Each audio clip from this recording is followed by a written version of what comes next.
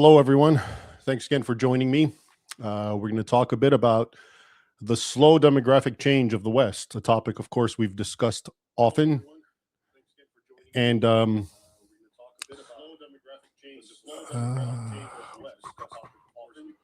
hearing myself talk. I think that's because, sorry about that. I heard myself talk. I think I had my YouTube channel up on the other tab. So hopefully that's been fixed. Okay, hello everyone. And all right, so let's start. And I have a special guest, Ralph Schoellhammer. I'll be bringing him on pretty quick, but let's look at the main topic at hand real quick. And it is this.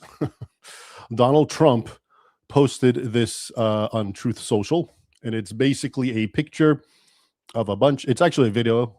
Let me see if I can play it.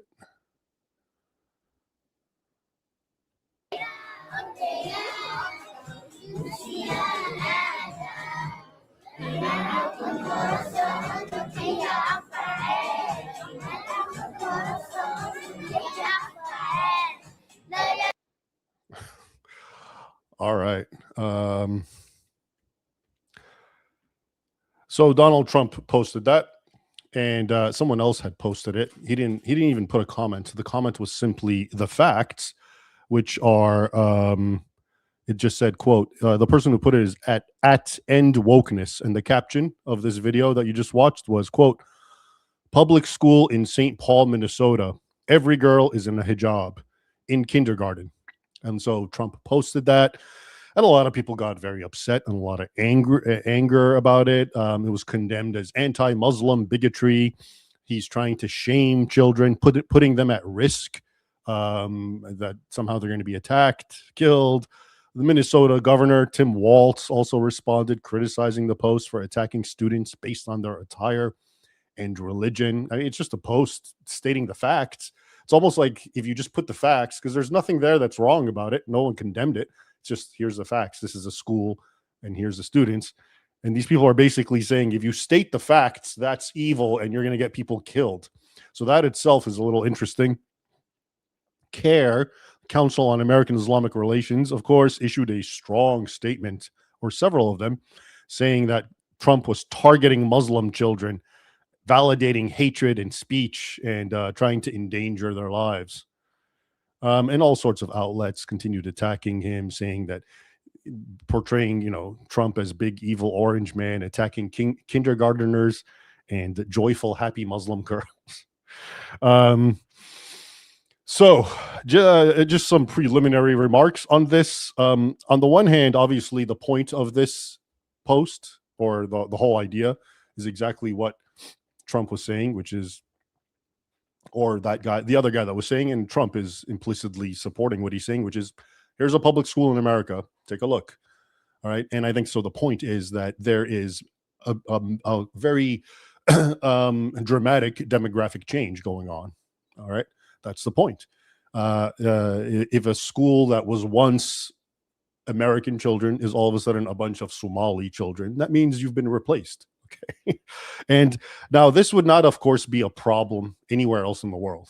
Okay. If this happened, if you went to another country and all of a sudden in that country, let's say you're, I don't know, you're in, I'm trying to think of any kind of random country. I don't know. Let's say, because every country has its issues. I don't know. Okay. Let's go with Saudi Arabia. Let's say Saudi Arabia, you go there and all of a sudden in one city, everyone living there is not a Saudi, but they're like Europeans, dressed like Europeans, wearing crosses. And they're like, this is our country, So would that look a little strange? Would Saudis complain? Yeah, I think so. I think the whole world would say, yeah, that's kind of odd. Looks like your country's being given up and being lost. And that's just Minnesota. That's just, we haven't even talked about Europe yet. We will very soon. And the other thing is, something about Somalis that I'm well acquainted with, and people may not know. But if you may know, I write a lot and talk a lot about the Muslim persecution of Christians around the world, and it's pretty bad at the hands of Muslims. Guess who? It's probably the absolute worst. It's Somalia. All right, If you look at Open Doors, they publish what's called the World Watch List, which is, and they rank the 50 nations where Christians are most persecuted around the world. I think number one is habitually North Korea, okay, because it has a lunatic there. But after that, it's virtually the vast majority are Islamic. And I think the very first Muslim country, number two in the whole list, I think it's Somalia. If not, it's third. Okay, but I'm pretty sure it's been second for many years in a row. Now, why I bring that up is because if Somalia is such that not only is it a completely failed state, not only is it a radical Islamic state, but if Christians there are attacked and killed on sight, as they are, okay, you can't be an open Christian there. You will be attacked, including by the government or variations of the government, because it's a chaotic nation. But in groups like Al-Shabaab, the youth, will target you, attack you, kill you. It happens all the time. Now, you take that mentality and you bring it into America. What do you expect? What's going to happen? Well, we saw one of the things that happened was that massive financial scam. I think it was like $350 million in Minnesota, where everyone or 99% of the people involved were Somalis, exploiting the system. That is to say, taking their jizya from the foolish infidels, as they often see it and always articulate it. Okay, so but going back to the Christian point, the Christian persecution, I say that to tell you that I always see wherever Christians, how their Christian minorities are mistreated by Muslims. That to me is a litmus test of just how radical that Muslim society is. So if Somalia is the most radical Muslim civil culture peoples, because they're the ones who most attack Christians, what do you think they are when you bring them to America? You think all of a sudden, hey, I'm your friend and I want to assimilate, and hey, you kafir, let's get along and be buddies? Or is that hatred still there, but concealed, in as much as it has to be concealed, to get along and not necessarily, not draw too much attention to yourself, but where you can exploit the infidel, you exploit the infidel, as we saw. Okay, so that's one thing to keep in mind as we look at how Minnesota, St. Paul specifically, is essentially capitulating to not just Islam of any variety, but Somali Islam. Okay, so I'm going to now bring on Ralph Schoellhammer, a Vienna-based journalist and academic who has very incisive critiques on these topics, especially Islam in the West and this whole migration crisis, to give me his thoughts on this.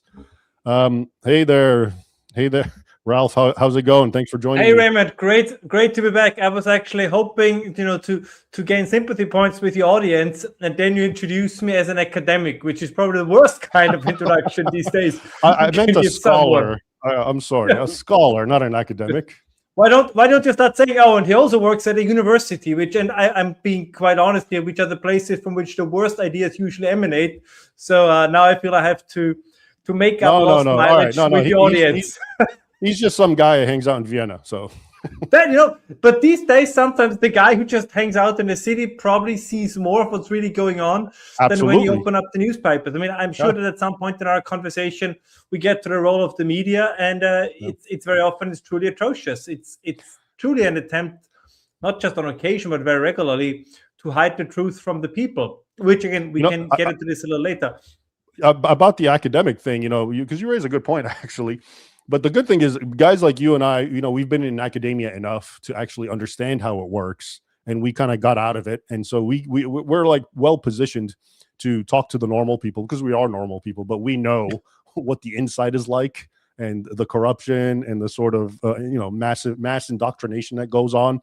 So that's actually a good thing that you and I both have that sort of experience that sort of informs our views to the viewers' benefit, I think. I hope so. And I mean, you mentioned, and it's two things are coinciding, right? You mentioned the story that's going on in Minnesota, and it's also 250 years United States of America. It's a beautiful, so happy birthday to all your viewers who live in the United States, who came to the United States. So I'm sure have been here for generations. And I would say it's also time to be very honest about what the American experiment was. It was, and I say this, I mean this as a positive thing, to be absolutely clear. but I think it was an experiment in what would happen if you take a bunch of Europeans and bring them into a vastly underpopulated land and see what's going to happen. And overall, I think the experiment was a success. But America has always been a success, like any country in the world, because of its people. I mean, I think this is the one message that we have to relearn, is that ultimately, I mean, there can always be external factors, an earthquake, right? The plague. Of course, things can happen that make things significantly more difficult. But even then, depending on the kind of human capital you have, if I might for a second use that term, you will either come out of this crisis stronger, or you remain mired in desperation. And I think that's a very important element. When you mentioned Somalia before, to a large part, I think the time is over where a country like Somalia, or the geographical area we call Somalia, I think Somaliland is doing a little bit better. So even there are some differences.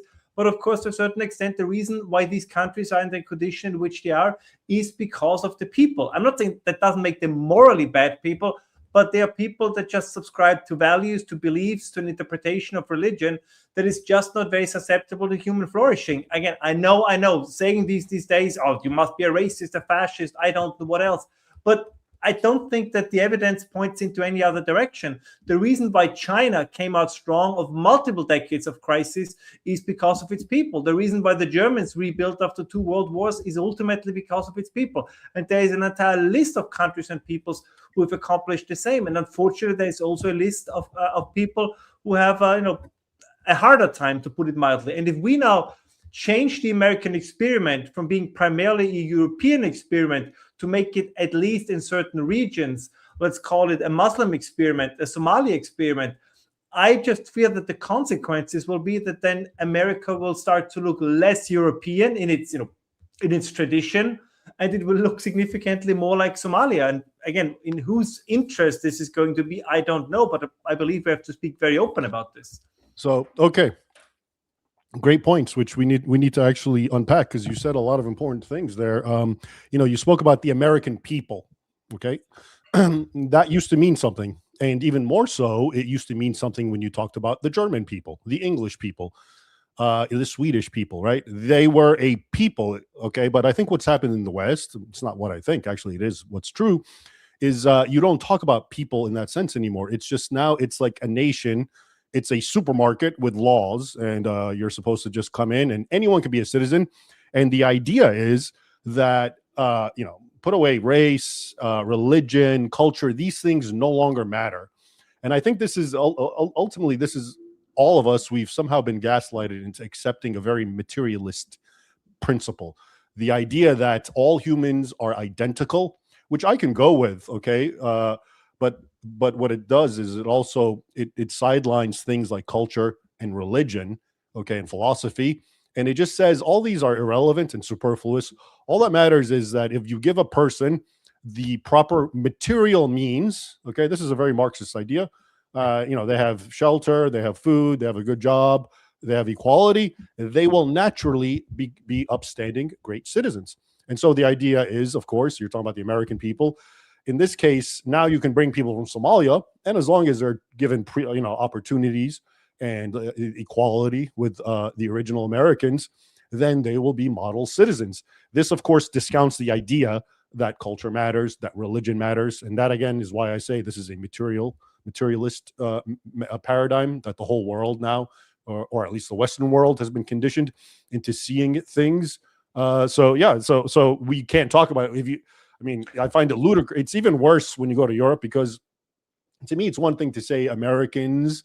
Of course, when you think of Americans, it's primarily Europeans. But okay, even then, it was always different European groups. It starts with Spaniards, and you have the English, and then all sorts of different Europeans come. So there is a bit of a hodgepodge in America, and it's okay to say America is not a race. But when I think of, let's say, Germans or Swedes or Norwegians or Spaniards or Italians, that is a people, that is a race, that's an ethnicity, that's an identity.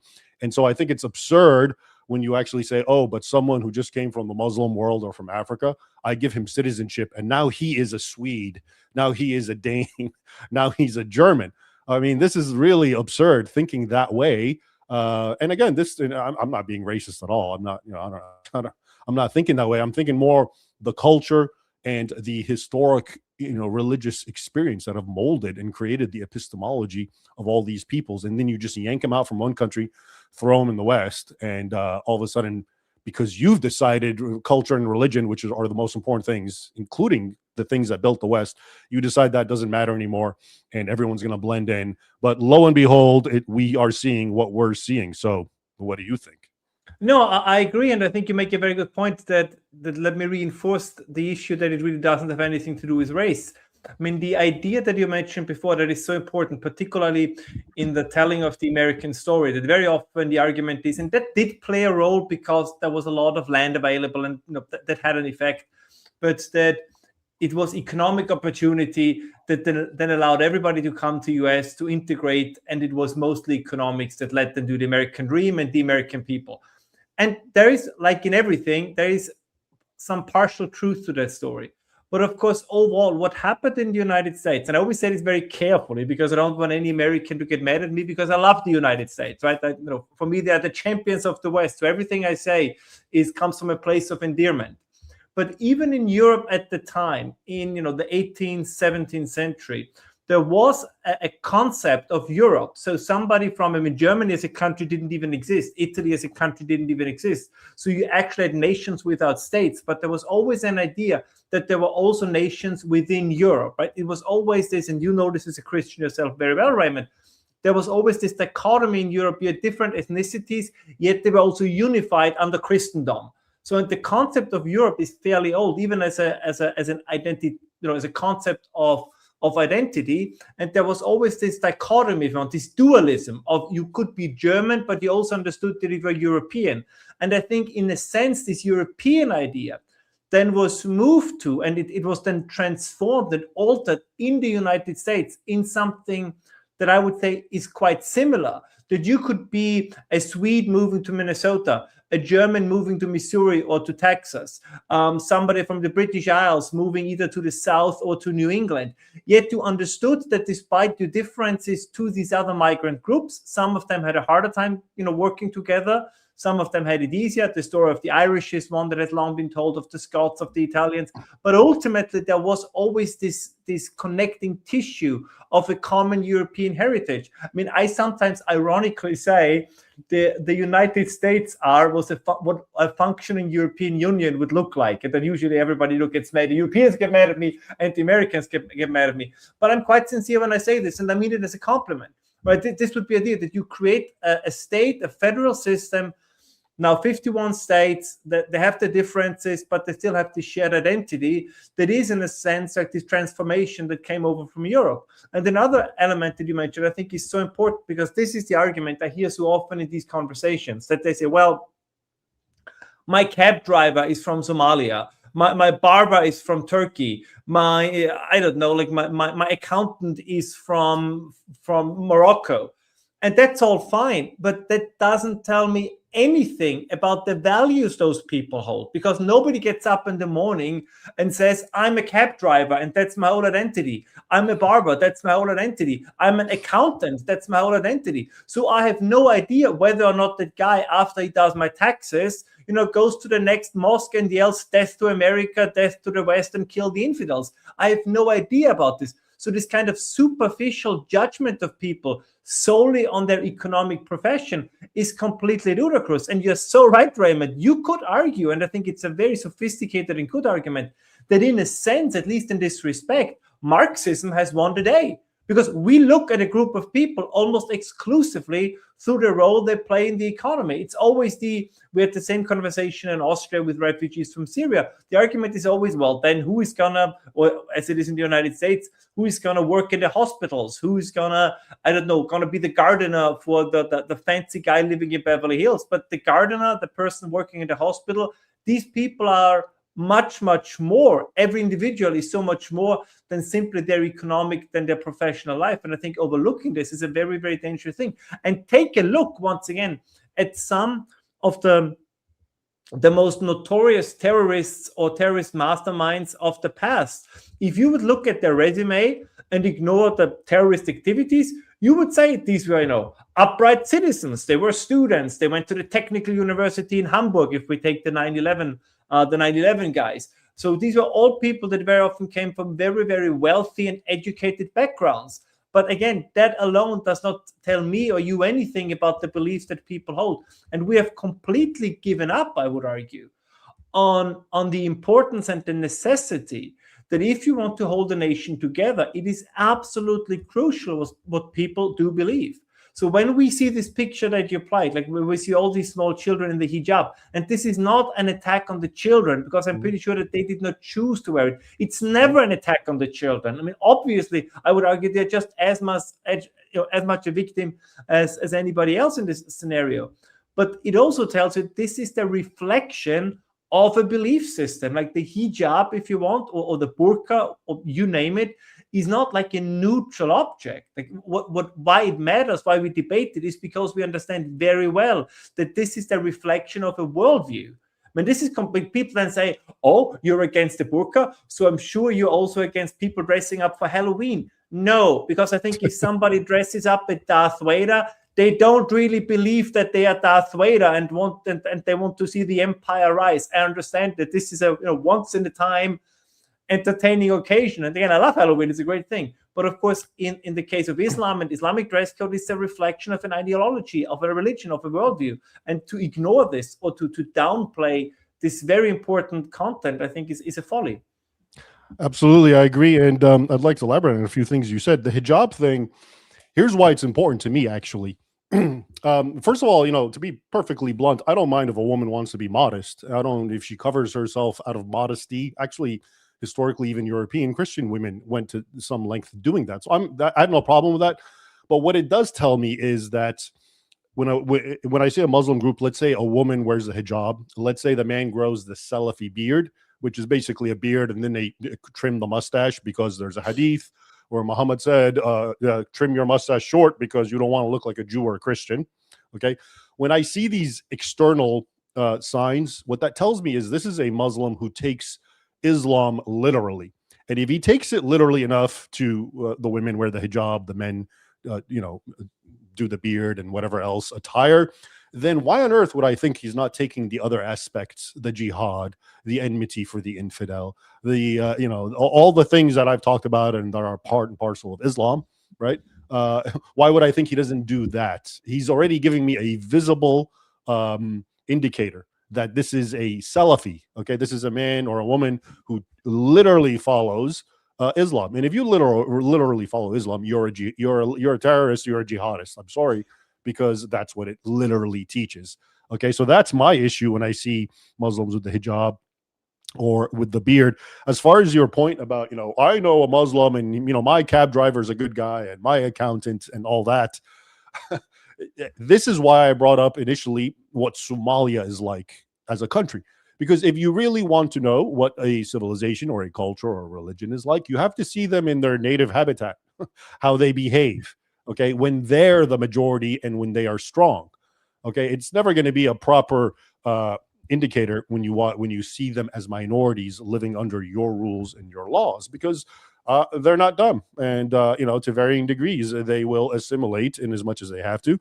They will be nice to you. There's entire doctrines actually that advocate this in Islam. But this is why I say, so if I go to Somalia, where the Somalis are in power, where they're the majority, and what are they doing? Oh, they're killing Christian minorities who are not even a fraction of 1% and who live underground. Okay, so that's the mentality. That's what I understand. I don't care if there's a Somali in America who happens to be a nice guy. I'm sure there are. I don't even deny that. But he is not a reflection of Somali/Islamic culture. I have to look at where they are most powerful and being themselves. Okay.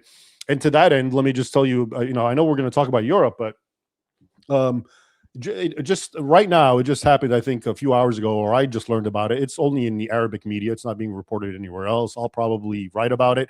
But there's another uprising against the Coptic Christians in Egypt in a village in Minya. And they burned the priest's car. The cops are trapped, last I heard, in their church. The electricity, they turned it off. They're stoning them. And before that, the cops and the Christians had sent video footage of previous attacks by the Muslims in that village to the authorities, and they did nothing. And so this is just ongoing, and it's become, they've been emboldened as usual to attack even with greater impunity. And this sort of thing happens all the time in Egypt. Okay, so again, I bring this up to show you this is how Muslims behave when they're in power. There's a lot of Egyptians in the United States who are probably really great, funny people that you might know. But when you go there and you see, okay, this is where we are in power in our land, where we do things our way. And that's how they treat religious minorities. That's how they treat the other. That's how they treat the Christian, okay, like a complete subhuman that they can do anything to at any time.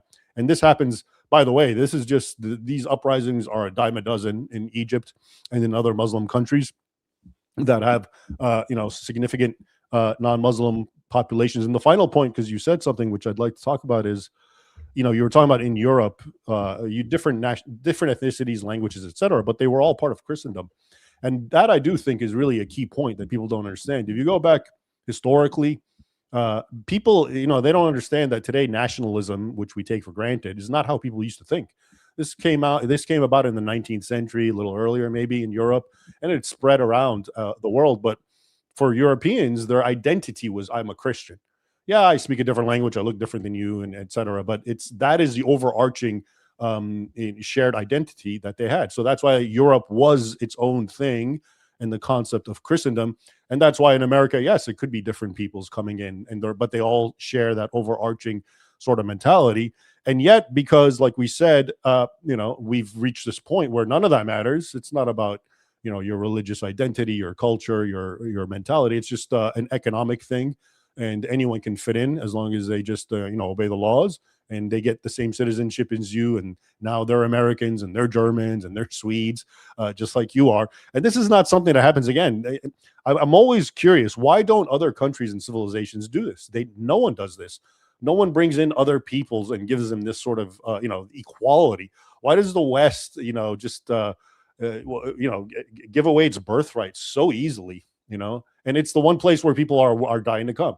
And it just gives it away so easily because, again, it doesn't believe it has a special birthright, doesn't believe it has anything to preserve. It's just, like I said, a big market, and everyone can come live and, make money and enjoy themselves in a hedonistic, materialist capacity. And that's that.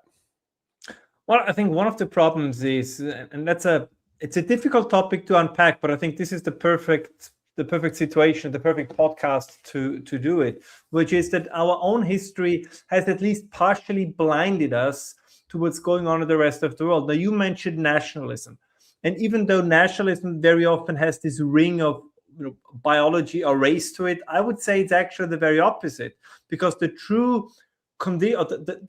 form of societal organization that is almost purely biological, I would argue, is tribal, right? Because then it's just the extended family. The nation is already something broader. It is, fair enough, it's an extension of the tribe, right? That's why you speak of Bavaria, and you can say that the France is the country of the Franks and Germany is the country of the Germans. But there is a broader element to it. You can, on a small scale at least, you can integrate into a nation. I mean, again, the United States are a very good example for this. I think it is fair to say that the US are a nation, and you can arrive there maybe 3-4 generations in the past, so you don't have any direct connection to the country at its founding, but your children will imbibe the American story and will view it as their own. And that can happen elsewhere as well. We saw this, and again, something I believe that is very often historically not told, not as much as it should be, right? We saw this with the Jewish population in Europe. I mean, they were significantly well or better integrated than many others. About 100,000 Jews fought and died for Germany in World War I. And they did very well, meaning that, they fought very bravely, like they brought honor on themselves. My English is leaving me today a little bit. I don't know why. But the point is that even nationalists or nations defined by nationalism still had a certain openness. That's not possible in a tribal society. You had these problems still a little bit in the early US. I'm sure that many of your viewers and listeners who are familiar with the history of Kentucky, and I lived there for many years, so I can use this as an example, when you had the Hatfields and the McCoys, which is basically nothing but a family feud and a tribal feud. But over time, these things were driven out, and you become this nation, as you said, where then it is the state, where it is the laws, where it's the civil service and all these elements. But it's no longer purely tribal. But the rest of the world, I would argue, with few exceptions, Asia is one, but they're working very hard on this. But let's say particular Africa, Central Asia, these areas of the world are still governed by tribal relations, which is, to be quite honest, the default mode of the human species. We very often tend to forget that, you mentioned it before, that civilization is closely tied to this overcoming of our purely tribal relations and tribal loyalties.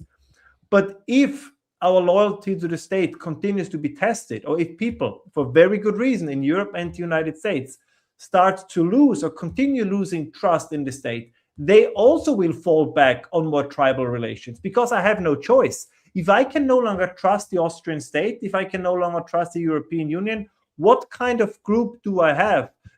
As small as it has become due to the demographic downturn, but at the end of the day, the only group I still have I can turn to is going to be my family. If everybody else is tribal, if the Somalis in Minnesota are tribal, it's only a matter of time until the Swedes will become tribal again, because they don't have a choice. So we are really undermining in many areas what makes a state, and particularly a nation state, a nation state. And again, I think that's a very, very dangerous direction.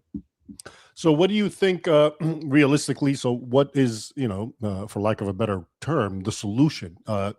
Can non-Western peoples and societies in general, Muslims in particular, come and assimilate? And or is there always, we saw what's happening, the prime example is what's going on in Britain, these rape gangs. And in fact, I think there's some more developments that you and I were talking about. Why don't you share that first, and we can talk a little bit about it. Yeah, no, I think these things, they dovetail nicely with each other, which is to answer your very first question, is not in those numbers that we're currently seeing. And if you have those numbers, then the states and the government start to lie to you when it comes to the problems. And we just had this new case regarding the grooming gangs in the UK, where in 8 police districts, they have to reopen cases and file cases, because apparently that's the official, there was shoddy work. So obviously they overlooked something, or, some witness testimony got lost, and the kind of things that happens, I would say, when the government or government institutions or local institutions have a desire to make things go away, to make problems go away without solving them. Now, can you, and you said this before, there's always the issue. If you have, let's say, a school class of 30 children, and then you have one child from Somalia, I think that child will integrate and assimilate very quickly. Maybe that's even true for 2. But once they are the majority in a school class, then this is no longer going to function. Then you no longer have assimilation. Then what you're going to get is parallel societies, but it's not going to stay like this. I mean, this is the other foolish vision I think we very often hear is, oh, don't you worry, it's going to be a multicultural, multi-ethnic cities, and then you're going to have all these different people just living next to each other in harmony. They will only be harmonious to the point when one side thinks they are now in a position to take over power. Now, you said this before, as long as the established society, let's call it the Anglo-Saxons, whatever you want to call it in the United States, but you know what I mean, the traditional Americans, whatever term you and your viewers prefer, as long as they are in power, and as long as their power cannot be challenged, you can have somewhat like an uneasy equilibrium. But if there's a credible challenger to it, right, the problem then is it's not just the challenger, it's also the reaction of those who are going to be challenged, because nobody wants to lose, for good reason, their status in society. And we see this also in Europe more and more when you have, whether it was the success of Uwe Boll's movie Citizen Vigilante, which is precisely a symptom for this development, that there is a sense within the population where a growing number of the natives is saying, what if we have to take things into our own hand? The government, we can no longer trust the government. We can no longer trust the police. The state is infiltrated.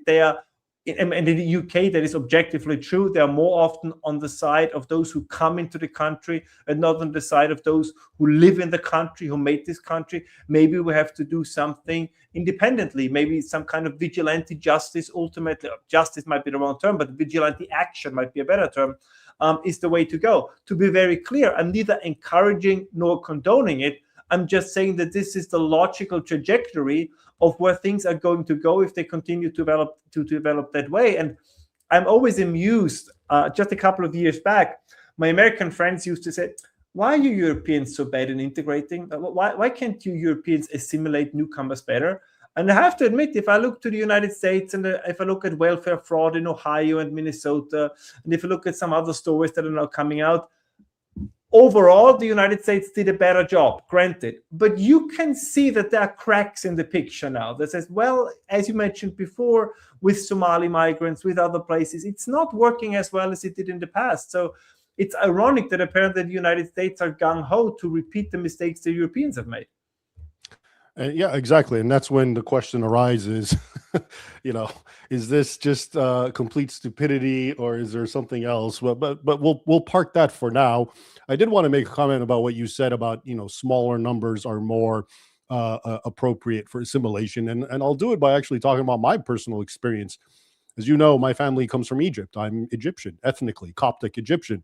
And I was born in the United States. And at the time, I really didn't know many Egyptians. Or first of all, if there were Muslims, and they actually weren't many Muslims back then. Well, my friends they didn't hang out with them. My friends only went to the Coptic church. Okay. Not my friends, my family, my parents.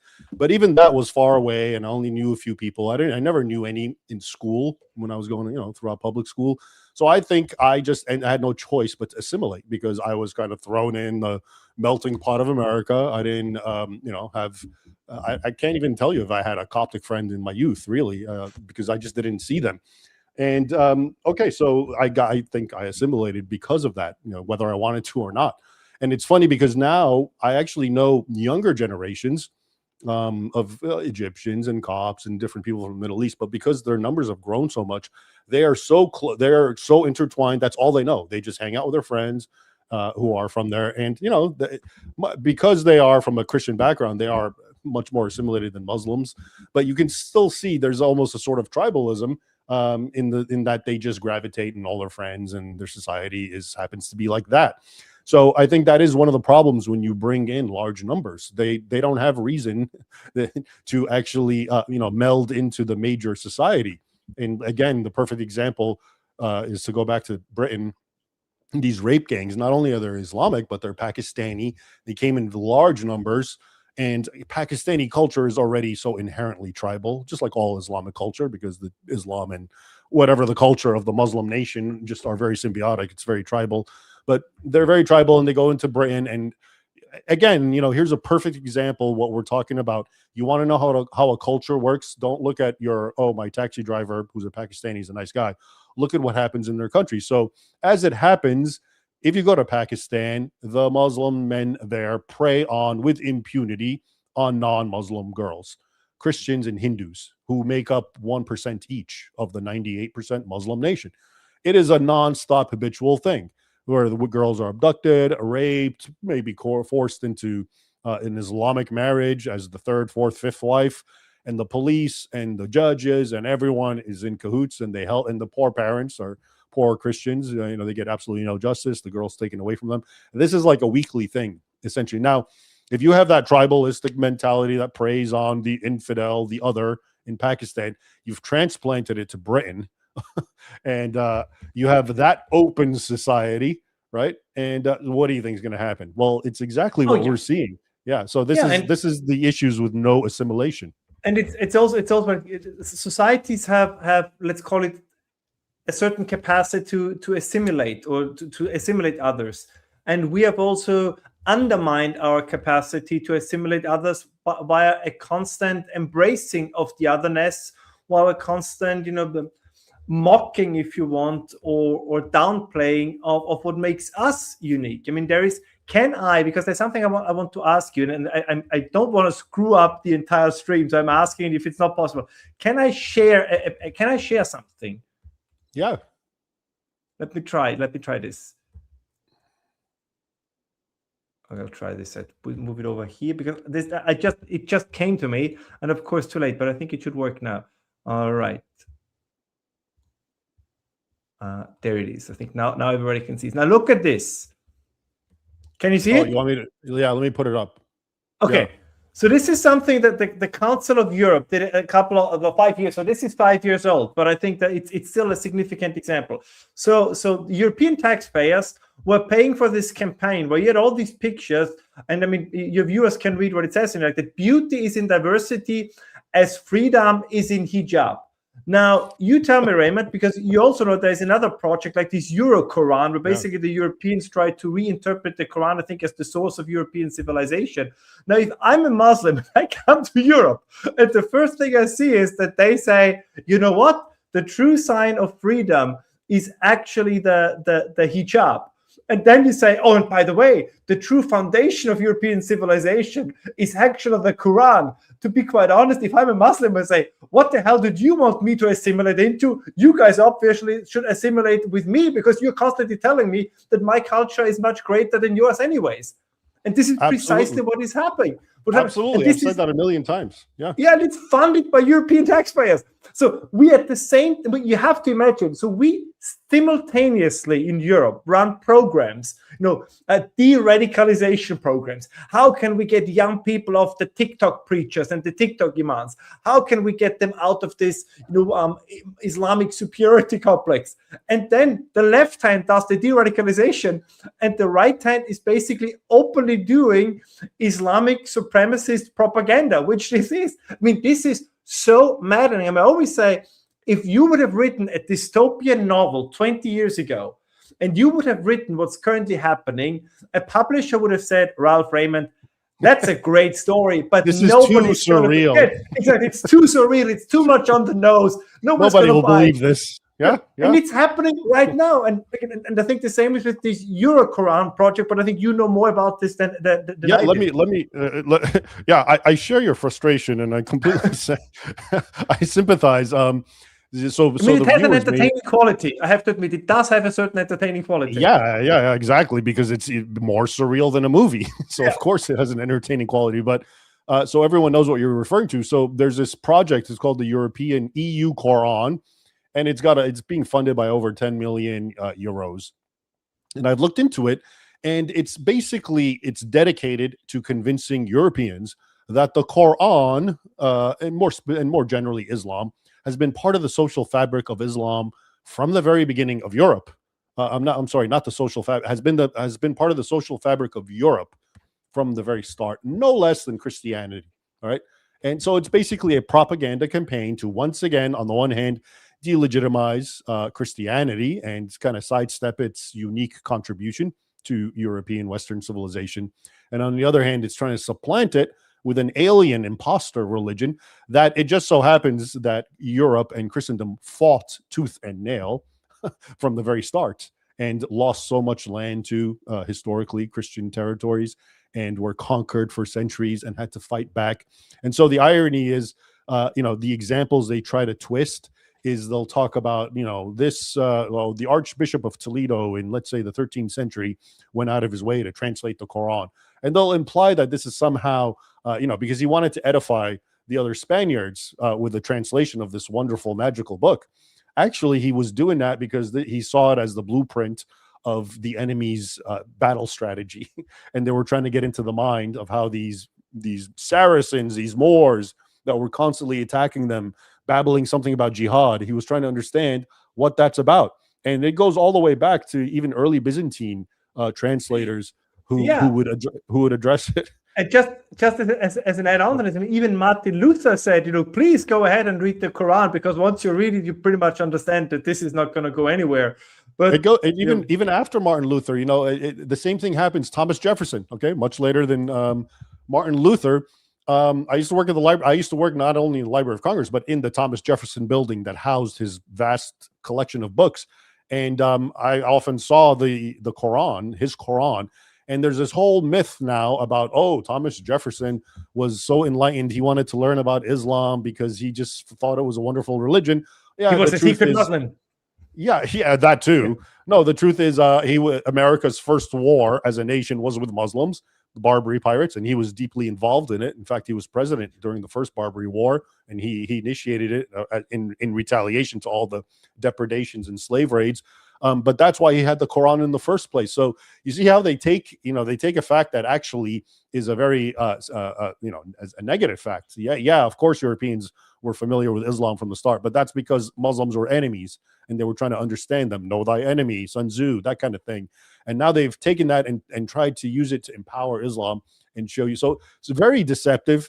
this EU Quran project, but it's lock, step, and barrel of what you're talking about. It's also sorry to interrupt you, but you're so right, and it's also part, I think, of this war of a civilization against itself. I mean, and another almost is that it's so absurd and so surreal. It has this kind of almost dystopian dark comedy quality to it. So a couple of years ago, there was this project of the European Union. They wanted to create a European constitution. Now, as you can imagine, one of the things I love most about the United States is that you can fit your constitution, in the back pocket of a jeans. It's, I don't know, like 37 pages. So it's beautiful. Now, of course, the European Constitution, I think the final version, it never, went anywhere. But the final version, I think, had like 780 pages. So, you try to put that into your back pocket on a rainy day. Now, the Poles, God bless their hearts, the Poles said, well, we would like to have something like a non-binding preamble at the beginning that refers to the Christian roots of Europe, because we think this is quite important. Now, needless to say that all the enlightened atheist European politicians said, we need no reference to Christianity, and has nothing to do with our history.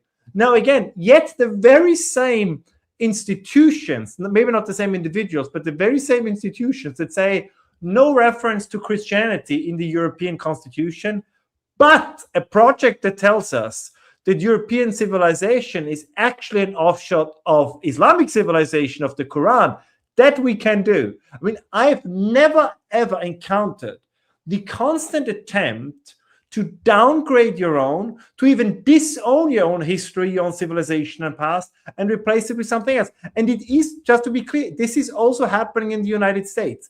It's all these stories that actually the American Constitution was, I think, formed after the Cherokee Constitution. There are all these myths and stories out there, and there was some guy named Mohammed who fought in the Continental Army. So basically, the United States are like a Native American Islamic conglomerate that just we believe has something to do with Europe or Christianity. It's something else. I'm exaggerating, but there's always this attempt. There's this constant trying to downgrade, to denigrate our real traditions, our real heritage, and replace it with something else. And that's not healthy, number one.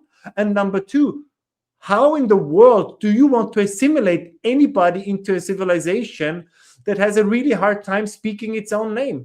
And this is a problem we didn't have, 100 years ago, 120 years ago.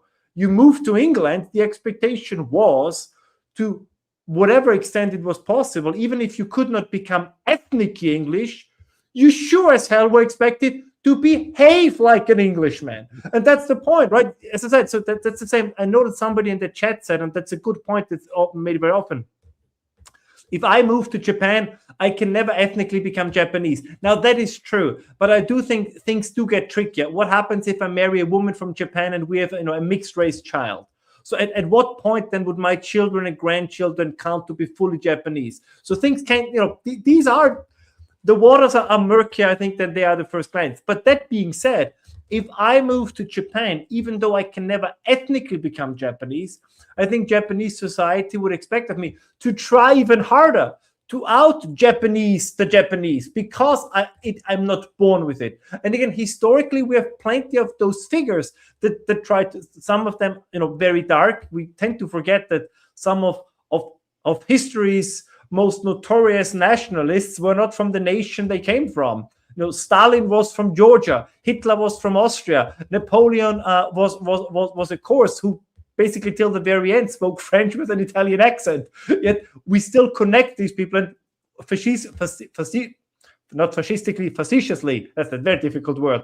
I could say that technically that the founding fathers were English, right? Even in the United States. But you know what I mean, right? I think this is something that is so incredibly important to keep in mind when we talk about these things. Yeah. And that's the whole point. It's one thing to, okay, where this is an open, inclusive society. You can come in. We don't expect your blood to be our blood. We don't expect your skin to be our skin. We don't expect your features to be our features. Sorry, can I interrupt you real quick? Go ahead. So this again, yes, because I have one eye sometimes on the chat, because I think it's always interesting what people say. I know this line, when you are born in a barn, that doesn't make you a horse. And I get it. It's a funny line. It's a good line. Sure, granted. But there is a difference. And just with your permission, Raymond, let's stick with this maybe for 1 second. I mean, let's just pay through a hypothetical scenario. So I'm born to Austrian parents. Let's assume that my parents, my mother dies in childbirth and my father tragically dies as well. They're not. They're still very, bless God, they're still doing very well. But let's say this happens, and then I get adopted by a British couple. And you look at my looks. I don't think I have Austrian stamped on my forehead. There would be enough space, but I don't. So if I'm then in England and I'm raised by an English couple as an English boy, am I still a chicken in a barn? Am I still not a horse? So how is this working? So I like these analogies. They're good, they're funny, they're entertaining, but there are limits to it. So this, and then let's say I'm 45 years old, and let's say I fought in the British Army. My children are British, and then somebody says, "Ralph, didn't you know that you were adopted? Your parents were actually Austrian." So does that then all of a sudden mean that I'm no longer English, although I lived my entire life as an Englishman? So as I said, it's sometimes obviously because it's very difficult to look Japanese as an Austrian. It's very difficult to look Sudanese as an Austrian. But if that's not the case, these things get trickier. So the argument, for example, and I have friends that say that too, that an Austrian can never become English, that a German can never become American. I don't think that's true. So as I said, it's difficult. We have different expectations. I think the people that come to a country have to try even harder because it is a privilege to get the offer or the opportunity to become the member of another society, another country. But I wouldn't say that it is entirely impossible. So, sorry for that rant, but that was very important for me. Yeah, and the only problem though, which is what I was saying, is it's okay for to be invited, but there is an expectation that you conform to our ways. That's why you came here, right? We expect you now. We don't care again about your features and skin color and your race and your blood, but we need you to culturally assimilate, civilizationally assimilate, speak our language, uphold our values. Okay, but this is the problem. You get groups that come to the West, and all of a sudden the West has no values. Because it's again, we go back to this material paradigm. Its only values are physical, material. Okay, don't hurt someone physically, but other than that, hey, anything goes. It's and then so you have a massive vacuum, and then these people, and at the same time, like you said, they're validated in their own way. They're told, oh yeah, Europe owes you for the Quran. Oh yeah, Europe is grateful for you guys. Well, of course, why would I want to assimilate? It's pure madness. And you expressed a lot of frustration about that, and we're going to get to that because that's really a big question. And since you mentioned it, let's take some of these super chats real quick. Okay. All right. Lies destroy lives. Those parts of Europe that are not conquered by the false prophet's religion might have to use the tactic of the Rabat to rescue the rest of Europe. The Rabat is a word I actually kind of helped popularize. It's an Arabic term. Historically, what would happen is Muslims would wage jihad on non-Muslim territories, and then wherever they were halted, they would create fortifications. And these were called rabats, which are connected to the concept of a tight fastening. Okay. And from there, they would continue waging jihad, annual or whatever, weekly, monthly raids until they could edge forward. And then the rabat would be a little further afield. And my argument has been, it's kind of interesting because by taking a lot of Muslims and putting them right smack in the middle of European nations, you've actually created the same concept and construct, the rabats, right in the middle of Europe, where you have now a hostile force that sees themselves at odds with you, and they are now tied together and doing what they're doing. So that definitely comes to mind when we talk about, like, let's say, Britain. But Lies Destroy Lives is saying that those parts of Europe that are not conquered might have to use. So I guess he's saying Europeans have to use the same concept, which is ironic. Hopefully it doesn't come to that because they still have larger numbers. Again, lies destroy lives. And then we should use the tactic of the Rabat in countries under the control of Islamic fundamentalists. It's the only way oppressed minorities will be permanently freed of this evil ideology. You know, that kind of thing can only happen when you have people with a will. And what we're discussing right now is people who don't even have a will to survive in their own countries. You think that group of people is going to go into a foreign country and do something? I mean, yeah, that'd be nice, but I'm not holding my breath.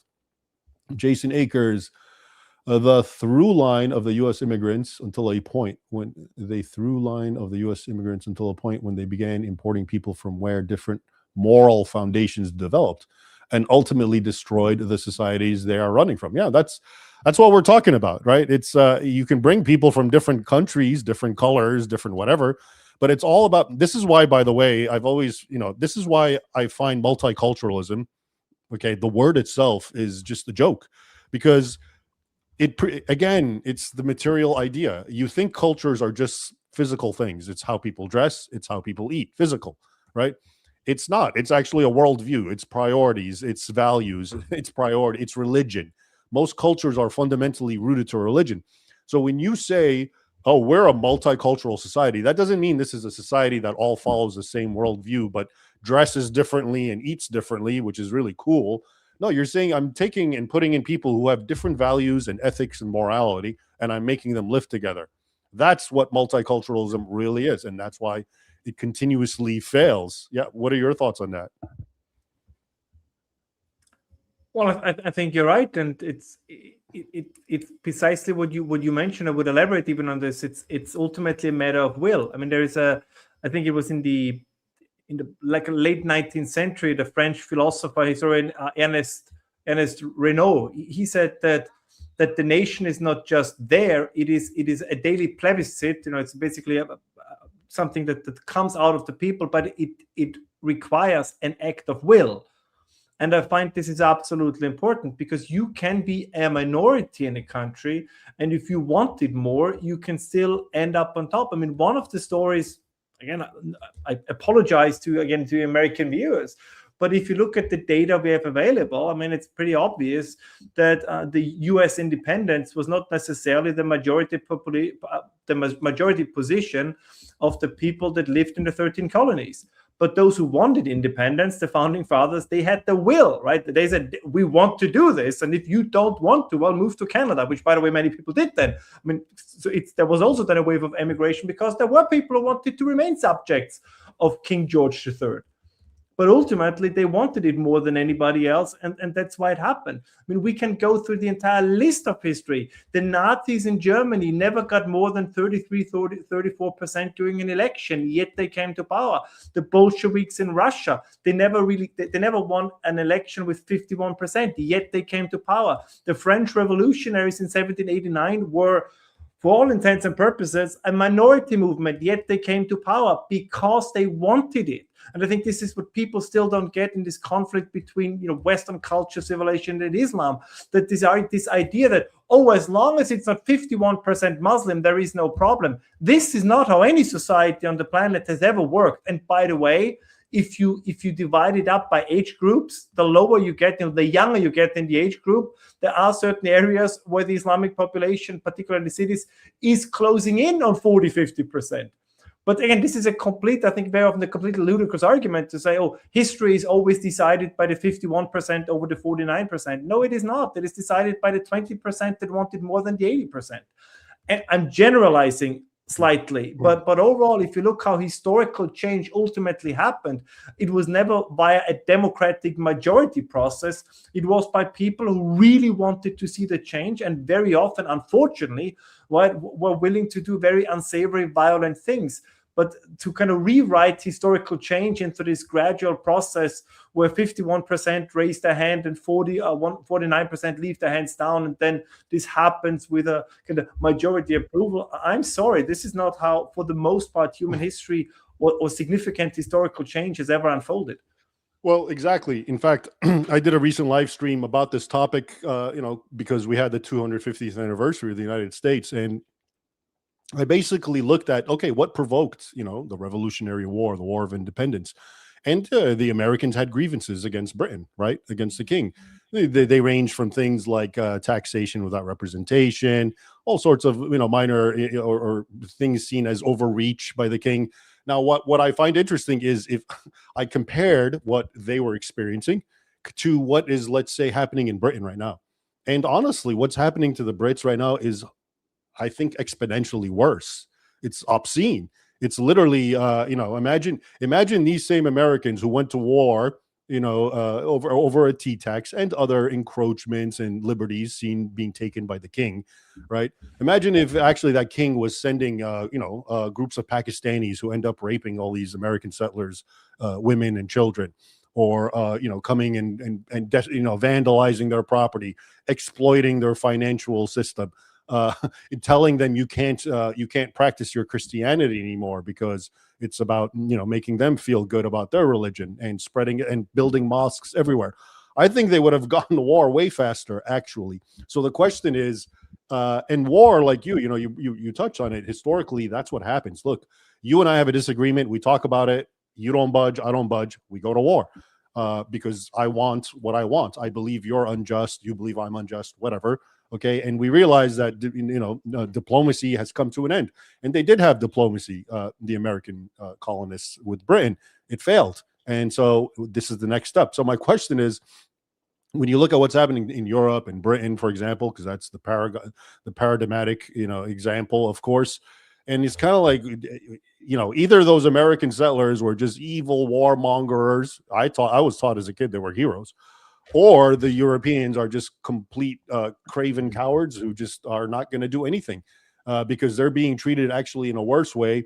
And all they talk about is elections and the system and voting and the next guy who's going to run, which again, I'm not trying to promote violence, but I am saying that oftentimes, the other side's not going to give you what you want just because you want it. Okay. If they're in power, whoever they are, in the American paradigm, it was the British crown. And today in the British paradigm, it's again the British government, right? If they're not giving you what you want, if they're doing what they're doing, shutting you down, putting you in jail because you're noticing the truth, okay, about what's happening, at what point do you realize, okay, this isn't working, and unfortunately, I have to take matters into my own hands? And I understand what I'm saying is, this is kind of very inflammatory, but it's really I'm approaching it from a philosophical point of view, which is I'm just curious, why do one people turn to violence and war, and another doesn't? No, I think you're right, and I think this is partially already happening in a non-violent way. So one of the most interesting polls every election cycle in the United States is the one taken by Gallup, right? The question, are you proud to be an American? And then they divide it up, are you proud to be an American? If you're a Democrat, are you proud to be an American if you're a Republican? And if you look at the replies from those who self-identify as Republicans, it's a pretty steady number, right? So for the average Republican, it doesn't matter who's the president. He prefers logically a Republican to be president, but it doesn't really have an impact on his loyalty and his patriotism. Like if you look at the numbers of self-identified Democrats, like you see that their pride in America dips if there's a Republican president, and it increases when there's a Democrat president, which basically tells you that for them, not for all of them, but I'm just the participates in those polls, for them, their loyalty and patriotism is conditional. I love America if my guy is in charge. If my guy is not in charge, then I don't love America anymore. So no longer right or wrong my country. It's my guy or the highway, so to speak. In other words, they don't love America. Yeah. And this is the same thing that you see currently in Europe. We have democracy, or we have the pretend democracy, as long as people voted for whomever the establishment and the elites wanted to be in charge. And that's, I know, the term elite is a tricky one, but let me tell you what I mean by this. It's exactly what you mentioned before. It's these cadres within the universities, within the media, within the academic and cultural institutions, who I would say bear the prime responsibility for everything that has gone wrong with our societies in the recent past, because they built the ideological super and the structure and the fundament for everything that was going on. Multiculturalism, as you so eloquently described before, was never a sentiment that was widespread throughout the population. Most people like their own culture, and most people want to keep their own culture. This idea, as a recent German minister said, that we have to dilute our own culture because it's so stultifying, uniform. Actually, many people, including, when I say many people, I always include myself, I like a certain uniformity in my culture because it means that it is predictable. I know how to behave, in the supermarket when I talk to somebody across the counter. I know how to greet people. I know how to behave in the subway. It's comforting. Again, I think culture is a huge source of comfort. I don't want to step into the subway and not being sure, am I going to be stabbed or not? Is my girlfriend on her way home going to be raped or not? I find the uniformity of non-stabbing and non-raping very, very good.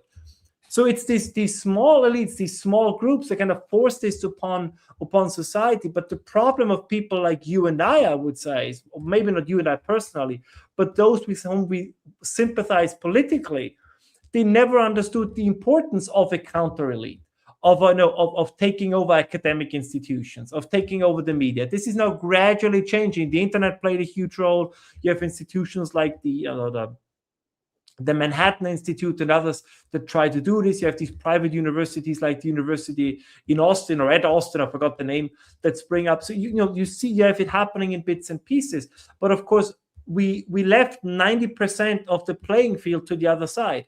And the other side, as I said, was never shy about what they want. I mean, even to this very day, I'm surprised how somebody like Hassan Paika or Mehdi Hassan, how they can be, cherished by the Democrat Party when they're openly anti-American. Again, I don't want to make this party political, but I find it completely absurd. America is more or less a 50-50 nation. And if you look at the polls, it always goes back and forth between 49 for this, 51 for this. But you have one party who, at least in parts, is embracing an ideology that is based on the rejection of, I would argue, everything that makes America America.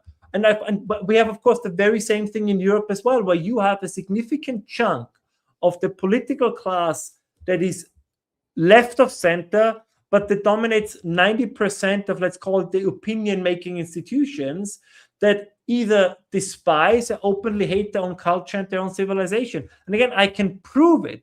Germany has probably been the only country in the world where the government or regional institutions were calling on football fans not to bring a German flag when the German team was playing. How much more evidence do you need? And as I said, and we have, as we showed this before, as you mentioned, the Quran Project, as I mentioned, as we showed the picture of the Freedom and Hijab Project.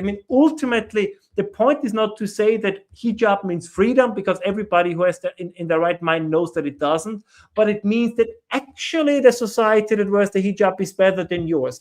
We had the Austrian president, which at least on paper is the highest representative of the state, a couple of years back say, there will be a day, and it's a direct quote, he said it in German logically, but it's a direct quote otherwise, a translation. He said, there will be a day when non-Muslim women in Austria, out of solidarity, will have to wear a headscarf, right? That they will have to wear because the Austrians are so terrible to the Muslims in this country, which is absolutely not true. Look at crime rates, look at all the empirical evidence. Overall, I would argue the Austrians treat the Muslim population significantly better than a chunk of the Muslim population is treating the Austrians. Again, long rant, but I hope I made my point clear. I didn't get lost in my passion. I get it, and your point, you said something that sticks with me, how'd you phrase it, everything American has to be American, or what were you saying? I tried to write it down. Everything that makes America, everything that makes America America. Exactly, and see, that's the whole point. Everything that makes America, America, or that makes Britain, Britain, or that makes Germany, Germany, or Austria, Austria. Nobody, no American, no German, no Austrian is taught that anymore. Okay. They're taught the exact opposite, that there's absolutely nothing unique about your culture. Okay. That it's just, you have no culture actually. And this is why you have to embrace and take in other cultures and learn from them. And maybe you should assimilate, just like you said, the Australian president said, the women need to start wearing the hijabs in solidarity with the Muslims. So I think now earlier just as an add-on, Raymond, I'm sure you remember, but maybe some of you viewers remember as well. I don't want to attack the man, but I think the very first trip abroad by Barack Obama was to Egypt. And he said a very similar thing, right? That we should not tell women what to wear. So it's completely, there is this old joke, I'm sure that some remember it, of the guy from the Soviet Union talking to his American colleague. And the American guy says, in my country, everybody is free to criticize our president. And the Soviet guy says, yes, in my country, it's the same. Everybody here is free to criticize your president. And it's, to me, very often very similar with the Islam debate, which is that it's not just the radicalists, the radical Muslims, or whatever you want to call them, who want to push their culture onto others. It's our politicians who I feel are constantly encouraging it. That's the odd thing. That's for me always the odd thing. Why does the Austrian president, why does the American president constantly feel obliged to speak in defense of the right of women to veil themselves? But I'm very certain that in many cases they probably don't do it voluntarily.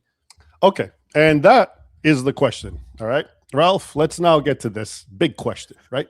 Which is we've seen what we've described, and as we put it, what's happening is surreal. That a person wouldn't even sign this on as a book or a movie, because it's just hard to imagine what's happening. Okay, it's so topsy-turvy.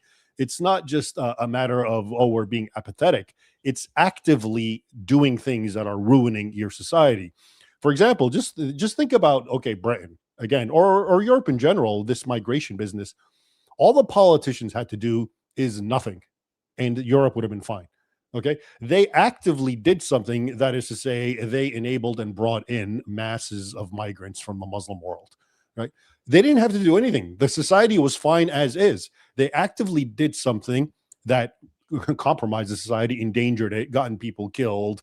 The rape gang, the 250,000 girls in Britain, that's just a small fraction of them they're saying now. But so all that was because the leaders did something. Okay, so I mean, to me, it would be bad enough if these people didn't do something and society is suffering the way it is. It's not the case.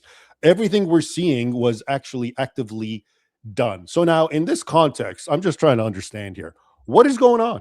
I mean, this is really the most important question. We can't hope to, fix this or ameliorate it in any way, shape, or form unless we understand the root source. So why is it that of all the civilizations, we touched on this before, and and let me just unpack this. We've touched on this before, and I've asked this question a lot, and I've tried to give the really necessary context, which is nobody does this except Western people. Okay, people from other cultures venerate their ancestors, even if their ancestors were, not venerable. All right, Muslims, for example, do this all the time, but even other cultures. Why is it that in the West, okay, where their ancestors, who were not perfect, because nobody is, but they were perfect enough that they created the sort of civilization that everyone else wants to live in and come to and benefit from? Why are they the one group who are so convinced they have to disassociate themselves from their past, from their heritage, from their culture, from their religion? Okay, they have to see it as absolutely worthless, and and then accept and take in everyone else. And lo and behold, what's happening is happening. So this is so incomprehensible in many ways, and this is really what is the root cause. What is that about? Tell me. This is going to be a long answer. I'll try to keep it short, but I hope it's going to be okay. You can be long. Yeah, go ahead. So there was an Austrian economist who, I think he was either in Harvard and Princeton in 1942, by the name of Josef Schumpeter, and he wrote a great book, Socialism, Capitalism, and Democracy. And he offered a theory. I mean, he came to a slightly different conclusion. He died shortly after, so we didn't see what happened afterwards. But I think he was on to the core of the core of the issue that you mentioned. And he said the big problem of successful capitalist societies is that they start to generate like an over-educated elite, because they can afford to send more and more people to the universities. But when the people come out of the universities, they don't really have anything to do. But at the same time, they have a huge sense of entitlement. So they think themselves as university graduates, I have a PhD, I went to Harvard, I went to Yale, right? They think they're better than anybody else, but the economy doesn't really have that much to offer to them. And what they have to offer to them, they feel is beneath them. So they have to find some meaning, some sense, if you want, in their life. Like they have to fill it with some, they need a great task to accomplish. And Schumpeter said, I mean, he said that that's why capitalism will turn to socialism. He did not, I think that it would. But I think that's more true in the United States. If you look at the Hassan Pikers and the Mehdi Hassans and the Cenk Uygurs and the Bernie Sanders. And this is what Schumpeter said, is that then you will get a class of people that because they have nothing else to do, but they're very highly educated, they will use the high degree of education for one thing and one thing only, and that is to formulate an attack against the very society and the very civilization that made them, or that made their existence possible in the first place. And I think this is what we live through. If we would have not allowed as many people as we did to go to university starting in the 60s, I honestly believe we would not have those debates, we would not have the problems. Because everything before you proceed, go on. Before you proceed, I don't want to leave this particular topic, education.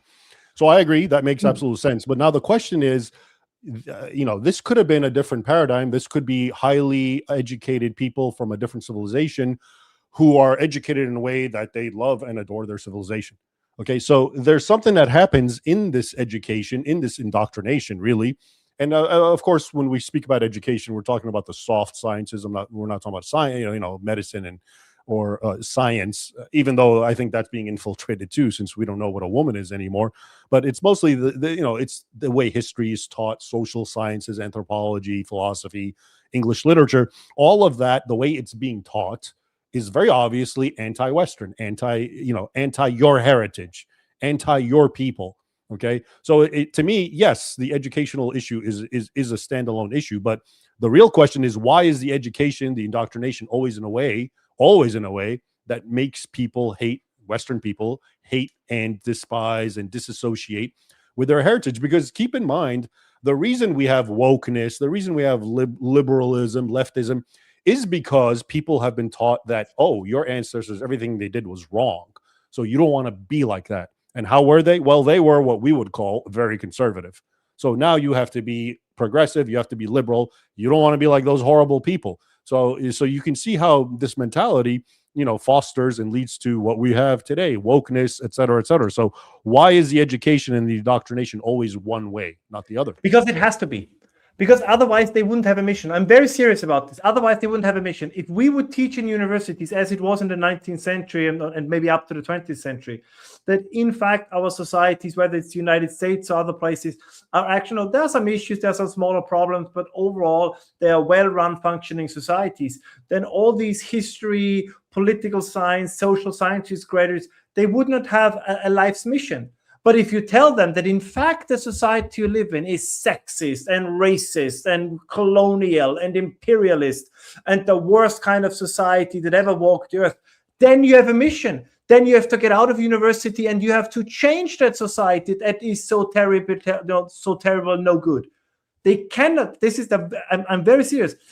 Hatred of Western civilization is the business model of the university class. As you said before, of the soft side, I'm generalizing it. There are always exceptions, but I'm very serious about this.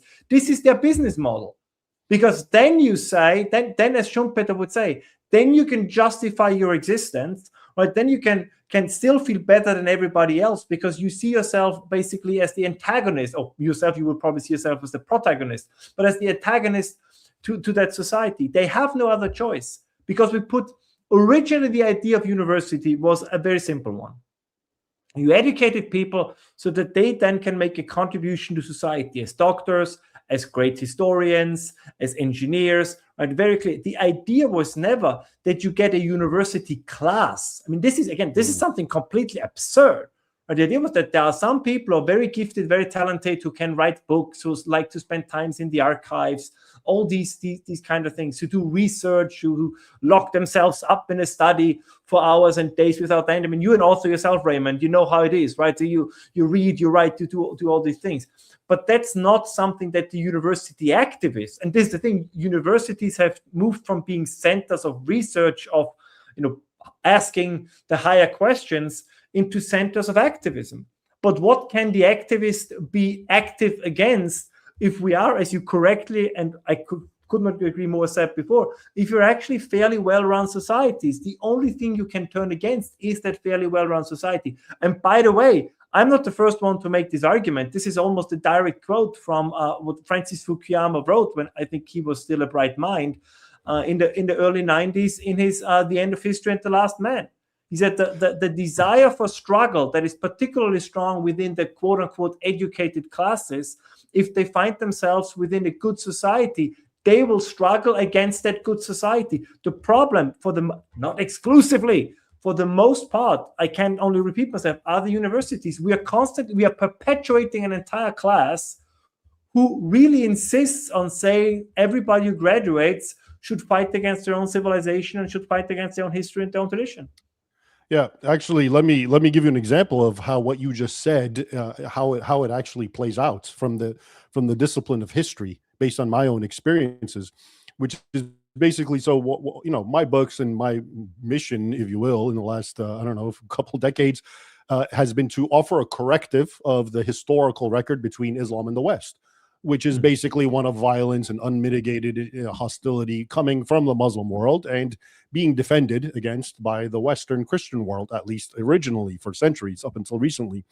And this was such a well-known narrative. Okay, so any book you would grab, a historical book, let's say written in the 1800s, this is just taken for granted. Everyone knew this. Everyone got it. Okay, so now if you want to get a PhD in history, right, and you're living in this climate today, what you have to do is you have to come up with a dissertation. You have to have an idea that's original, right? Now, if the truth is simply Islam is aggression, Western civilization fighting for its life, right? That's the truth. You have to now contribute with a new idea. So what do? They come up with ideas that are the exact opposite, okay? And the classic one is, of course, is Edward Said. He wrote the book Orientalism. Oh, yeah. Came out, I think, 78, or I think. And that was like a paradigm shift of how the West and America started to understand its relationship with the Islamic world. He basically said, oh, actually, Muslims they were harmless, they were great. And it was Europeans, in order to justify colonialism, they demonized them. And they said all these bad things about them because they're racist, et cetera, et cetera. Okay. Muslims never did any of the bad stuff that, I say they did through my documented history books.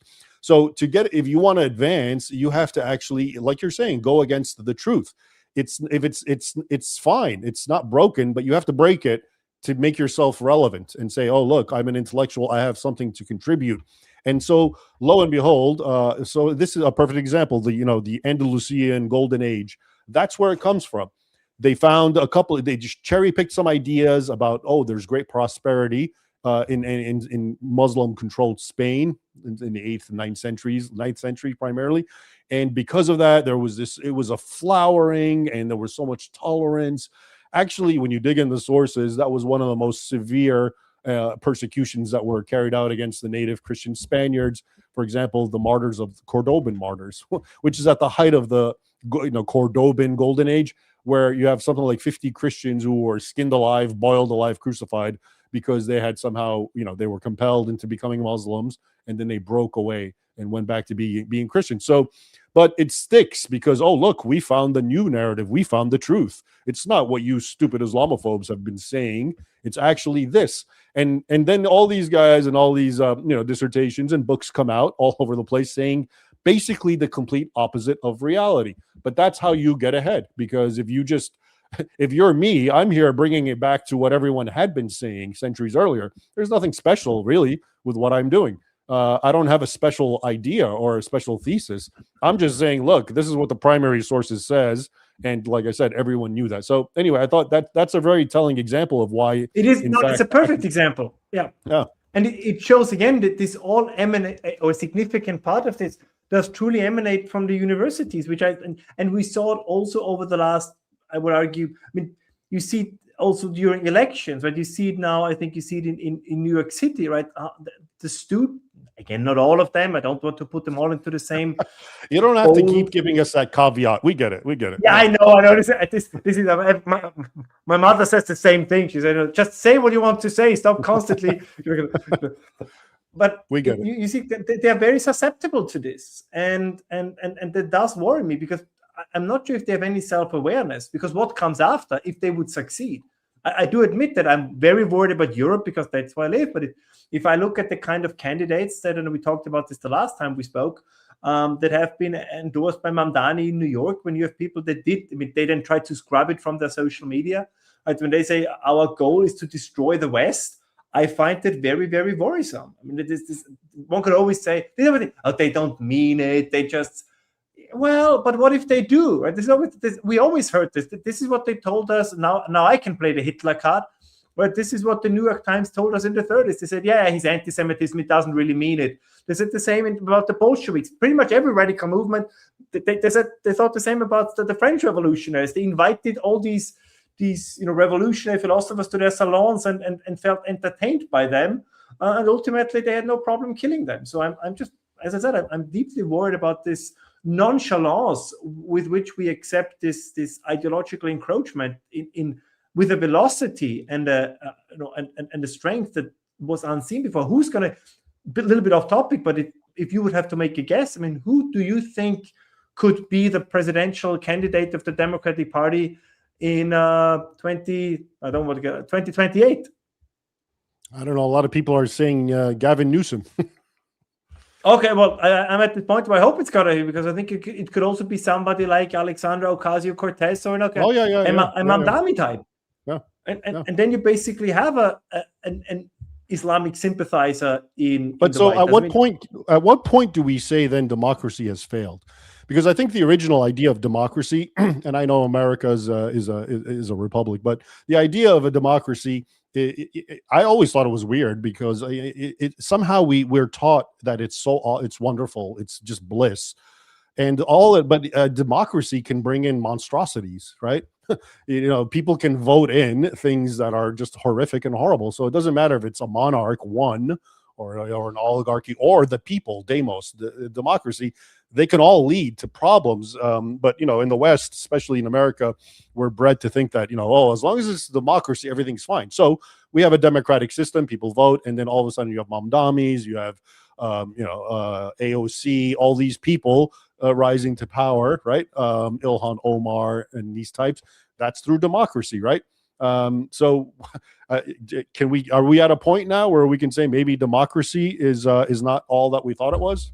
I think we no longer really understand what democracy is, because a very important word that is part of democracy is the demos, right? Or as the Athenians would have said, the Greek, the citizen, even more important. Yeah. I recently read, I had to double check because I didn't think it's true, but apparently your viewers will correct me, but the evidence that I saw, at least the documentation I saw, it is true. If a woman, I guess it never happened historically, but at least hypothetically, if a woman steps on a plane pregnant in Mexico and flies to Canada, and she should happen to give birth on the plane while they are in US airspace, that child is going to be an American citizen. So that child would be part of the demos of America. But the Greeks would be befuddled by that, right? That you don't even have to step on American soil, so to speak, to be an American citizen, and therefore then also be able to participate in American elections.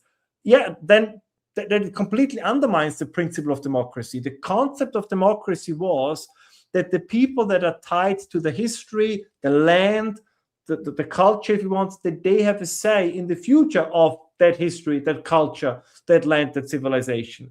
But not that all of a sudden everybody who stepped across the border 5 minutes ago has an equal vote. This is such an absurd. This is only in the West you have this absurd idea.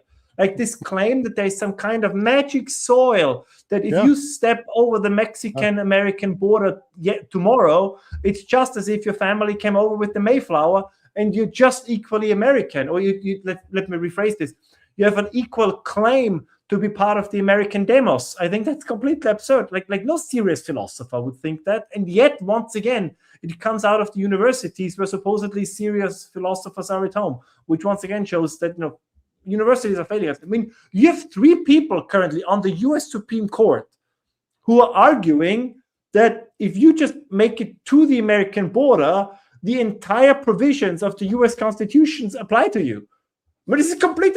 No, it's called the U.S. Why? What's the logic? It's called the U.S. Constitution. It's not called the global Constitution. I'm sure that many people would like that. It's not called the global Constitution. It's called the U.S. Constitution. And if I stand waving, across, on the Mexican side of the border, no, the American Constitution does not apply to me. I mean, it was the same debate with the guys who got in Afghanistan. I forgot his name. Who were involved with 9/11. We have this endless debate how they have the protections of the Constitution. Why? There are people who are openly fighting against America and what the Constitution stands for, and they are foreigners. I mean, it's difficult if you're actually an American citizen. Then I get it, right? Then that makes sense. But if somebody who is being caught in Afghanistan, that you then have a lawyer saying, Yeah, but according to the American Constitution. I'm sorry, man. They have, they have no right to claim any kind of protection under the American Constitution. That reminds me of the old joke of the guy who kills his parents and then asks the judge for leniency because he's an orphan. That's for me the same kind of story. All right, so I think it's clear that we can say, the zeitgeist of the West has become absolutely insane and irrational. Okay. We can, we're always talking about the origins and why this happened, et cetera, et cetera. And today we got a different angle about education and academia, et cetera, which I agree with. I think it's still a lot deeper than that. I think you agree, but we can park that for now. But okay, if that is the malady, if it's just like spiritual, intellectual rot, okay, something that just we have become irrational. Okay. Our societies, our governments, our principles are irrational. They're not based on reason or logic anymore. Okay. And this is why we are spiraling out of control. So how do you put the brakes on this? Is it even possible? This is, again, I'm slightly exaggerating, but I think you can make the test.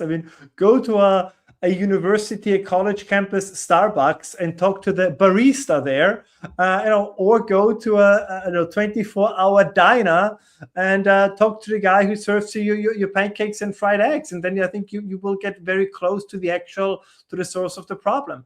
The average American, just like the average European, what is left of the working class, everything we discuss here, and I think if you would detach the name Raymond and Ralph from it, most people in the US would agree with 90% of the things that we're saying here, because these are completely common sense. Because ultimately what we want is not revolution. At best or at worst, we want the revolution to preserve things as they were. We don't think that our society is deserves to disappear, to go into the long sunset of history. And I still believe that this is how most people think, across, by the way, also racial lines. I think that, for example, working class blacks, I would assume that they, again, see the world very similar to the way that we see it, and the same with Hispanics, it's the same with others as well. Well, those people actually came to America because they wanted to be part of what made America special. And this is, and I think we have to find a voice for this again, is that America, for the most part, I said this at the beginning of our conversation, was a European, like by its heritage, right, has European roots. And if you dig out those roots and try to replace them with, going back to the start of our conversation, with Somali roots, you will get something entirely different.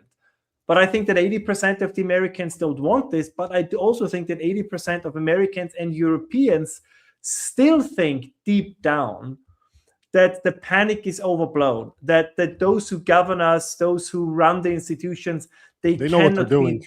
They cannot be that mad. That must be the conspiracists like Ralph and Raymond who try to rile up the plebs. And in truth, everything is going fine and dandy. And I have to admit, as we said before, I don't know if I told you that story. There was a friend of mine who was doing canvassing for Donald Trump during the last election.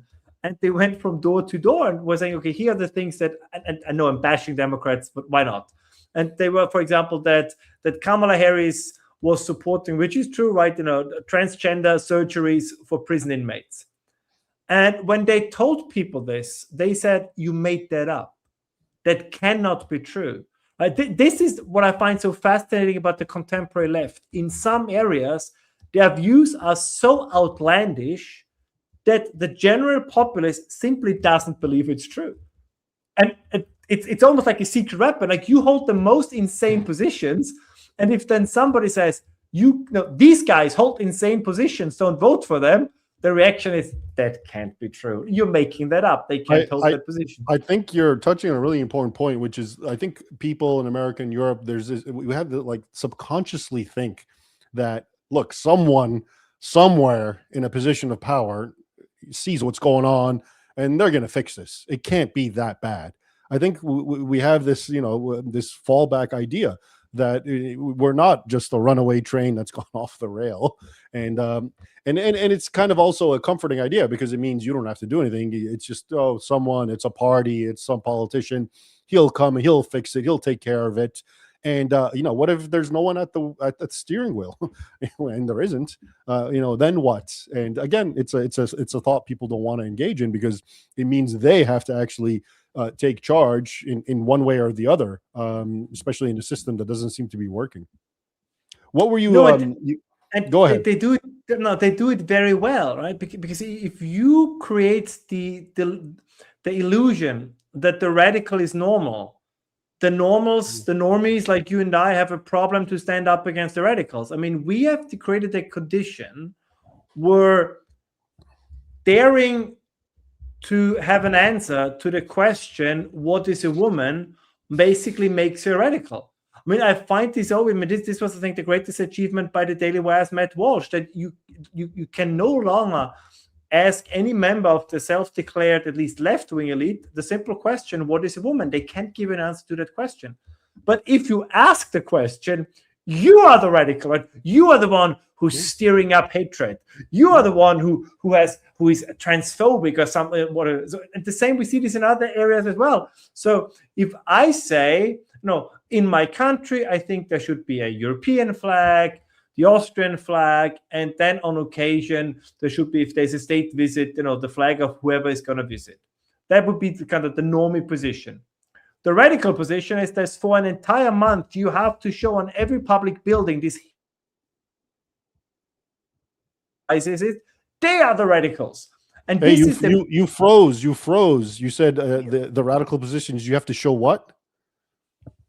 Oh, if you make the radical, you pretend that the radical position is the normal position, and thereby you put pressure on the normies, because now all of a sudden this is the famous argument to say, I didn't really move to the right, everybody else moved to the left, but all of a sudden you have to justify yourself for positions that probably you have been holding for 10, 20 or 30 years. And this, I have to admit, this was done brilliantly by the left.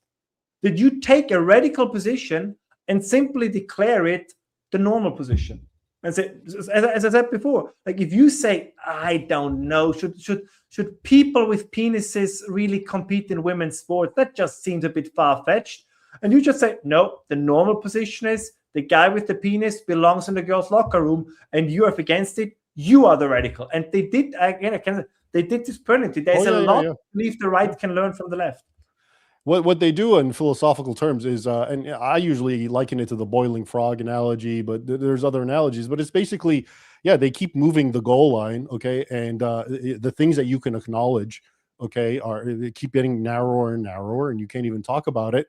But then you can talk about one thing. So, for example, we can kind of talk about transgender madness, and it's an illusion, kind of like. But anything else about crazy sexual orientations, you can't touch that, you're crazy, you're a hater, even though historically in the United States up until very recently all of that was actually so.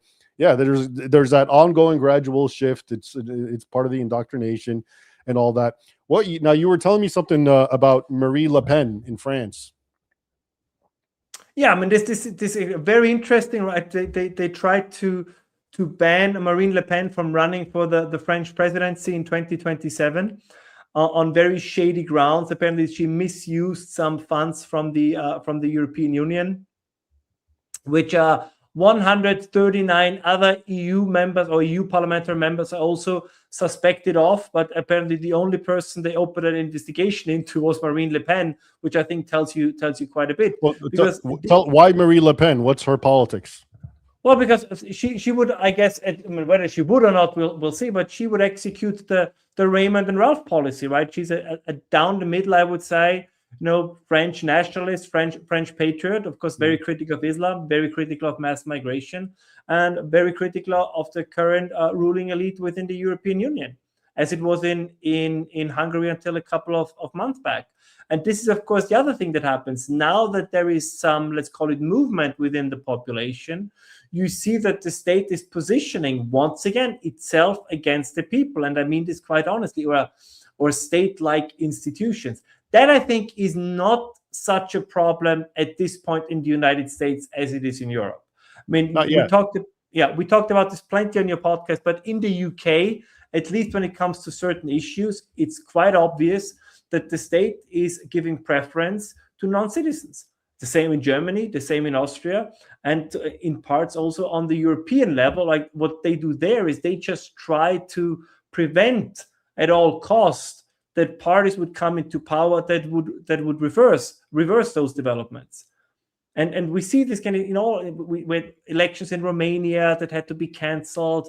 And then there are debates whether you should ban the AfD in Germany. So there's kind of, they're all Wasn't debates. there some kind of Antifa attack on them recently? Oh yeah, just recently. I mean, they had their party convention, which again, that's another one of our funny European stories. So in Germany, by law, a party must have a party convention, right, in order so that they can, what is it? That all the party offices are filled, so that they can fulfill all the legal obligations in order to run an election. So again, by law, you need to have a party. It cannot be done online. You need to have a party convention. So the AfD made a party convention. Now, a huge number of NGOs that are funded by the same states that made the law that forces the AfD to have a party convention, they called upon the people to prevent that party convention from happening. So basically, the state, on the one hand, says you need to have that party convention, and then it finances and indirectly mobilizes Antifa and other movements to prevent that party convention from happening, so that ideally, right, the party then could not run in elections. So more or less you have, which is, I think that is also true in the United States, that was particularly US aid, right? The NGO complex is the prolonged arm of the left, whether they are in government or whether they are out of government. All over the West, we have parallel institutions, so I tend to call them shadow governments, in form of these NGOs, because they continue to exist even if the other guy is in power. And that is another thing the right has to learn. It is not enough to be in office. You actually have to be in power. Those are two different things, because I saw a little bit from my right eye something that somebody wrote, and it is true. I mean, I'm sure that George W. Bush was a nice guy, but he did not move the needle towards conservatism in the United States. And again, in a sense, and neither did, by the way, Donald Trump in his first term. I think he learned his lesson when he was 4 years out of office, and he's trying to do it differently now in his second term. But that's a lesson the right really has to learn. It's not enough to be in office. You actually have to be in power, and then you have to do something with that power, because as we know, and as we will see after the next presidential election, after the midterms, the left is willing to do things once they have power. That's the thing, what we call the left, and I hate that term because it's so amorphous and generic. And at some point, we'll have to define it and give it a more realistic meaning. I don't like the right either. Actually, my paradigm, let's see what you think. The way I understand it is, at least in America, the way it's explained, the right and left, is the general idea is you have the center, which is like a neutral ground. The right are conservatives, right? And the left is liberals. And the further right, the ultra right are like hardcore patriotic conservatives, far left are woke, etc. Okay, the way I understand it, actually, and let's see what you think, is what we call ultra right, which is bad. That's just like the most normal people who haven't been gaslit and socially engineered. They're the kind of people you find in all cultures around the world. Yeah, they believe it's their way, their culture comes first, their religion. Okay, this is everyone outside the West, but we would never call those people, because they're not Westerners, ultra right. Okay, they're good, they're normal, traditional people. But in as much as you start doubting yourself and your culture, I think that's when you start drifting leftward towards the neutral. And this is why the center right and so forth, they're kind of wishy-washy and kind of pathetic in a way. And then to me, the neutral ground, because no one can really be neutral, is kind of like the nihilistic realm, where I just don't believe in anything. I don't care, right? Now, that's not bad enough. But once you start moving left, this is where that emptiness, where you don't believe in anything, starts being filled with mad ideas. like men and women are the same, interchangeable. And the further left you go, you just become more and more insane. I think that's the more accurate understanding to understand really what left and right means. At least that's what it does to me in my mind. What do you think? No, I think that's true, but I would just add, I don't know. I think it was the late Andrew Breitbart. I don't know who said this. No, it was John O'Sullivan, I think, who said that every institution that is not explicitly right wing will sooner or later become left wing, and I think that is true, because what it basically tells us is in the the libertarian conservative world, there is this idea that, which is an idea that I sympathize with, to be very clear, that politics has to occupy a certain space in public and private life. But that space is rather small, and for the most part, we are responsible for ourselves. In the, let's call it the revolutionary left, if we want, maybe that's a better term, or the ideological left, for them, everything is supposed to be political, and whatever is not political is going to be politicized. And I give you two very concrete examples. Just recently, and I'm sure you've read this because you're just as an active guy as myself, when you read in The Guardian, you have to be careful when you go to the gym. It might make you right-wing. Or why eating meat is a right-wing obsession. So it is, and we see the same with advertising. I mean, everybody, I'm sure, remembers the whole, Budweiser brouhaha. It's this idea that ultimately everything has to be covered by the realm of politics. And one of the reasons for this is, and this does distinguish the conservative or parts of the conservative from the left, is the conservative has, or many of them at least, right, have additional ideological worlds. So you might be conservative in your political outlook, but you're also part of a church, for example, of a religious community. We have very good evidence that on average, conservative people join more clubs, they join more associations. You might be part of the voluntary firefighters, what have you. So you have all kinds of different bits and pieces of your life where you inhabit different communities. So not everything for you has to be left or right. But if you come from the left, very often, they no longer join a church. They no longer join the volunteer firefighters or the Lions clubs or the Boy Scouts or whatever it ultimately is. So for them, all and everything is that political fights, that political struggle, and they then try to drag everything into it. Now, as always, I'm generalizing here, but I think that is a huge, huge part of the picture. They tend to have fewer children. They tend to have smaller or no families. So everything that gives meaning to your life out of politics, in many cases, is closed off from the more hardcore members of the left. So then for them, all is left is, kind of injecting politics into everything. And this is precisely what we see. I mean, this is another reason why I think that the demographic issue is such a problem. It's not just because there are not enough children around. That's another issue. But once you have a family, once you have children, there's just this very, very important task in your life, right? You want to offer your wife, your children a good future. You want to raise them right. So that's a full-time job. You then no longer have the time to go out on the college campus and foment the revolution and change the world, because your world has become, in a beautiful way, significantly smaller, and it's your small world you have to take care of, and it's no longer these. Yeah. You have a life, yeah. So that's so the decline and demise of the family is a massive, massive problem, not just for demographic or pension system reasons, but for the very reason that it's nothing gives more meaning in life than family, than your family.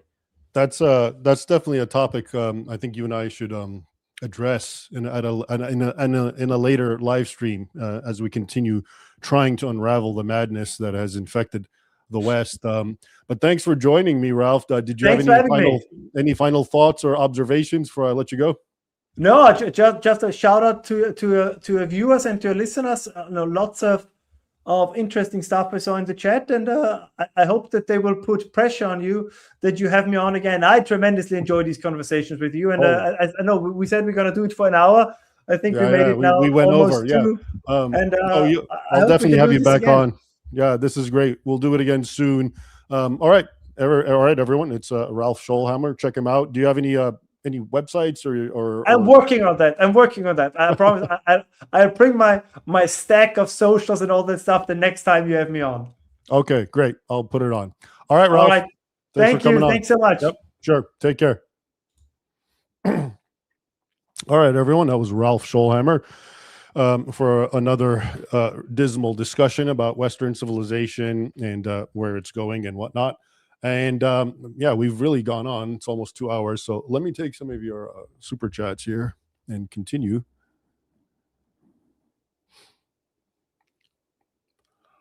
Lies destroy lives. Westerners would have more kids if they didn't think that their little boy was going to be told he might be a little girl.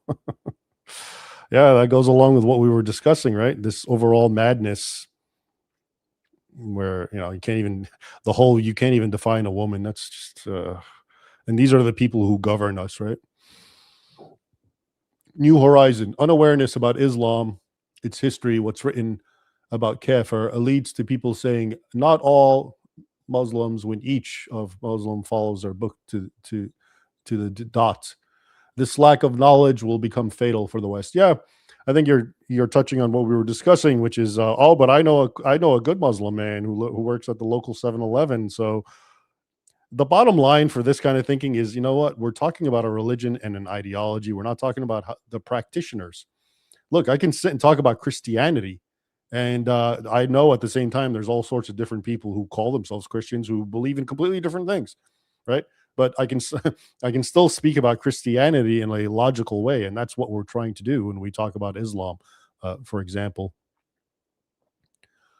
Bob, white people in America are so petrified of being labeled a racist that they threw common sense out of the window. Yep.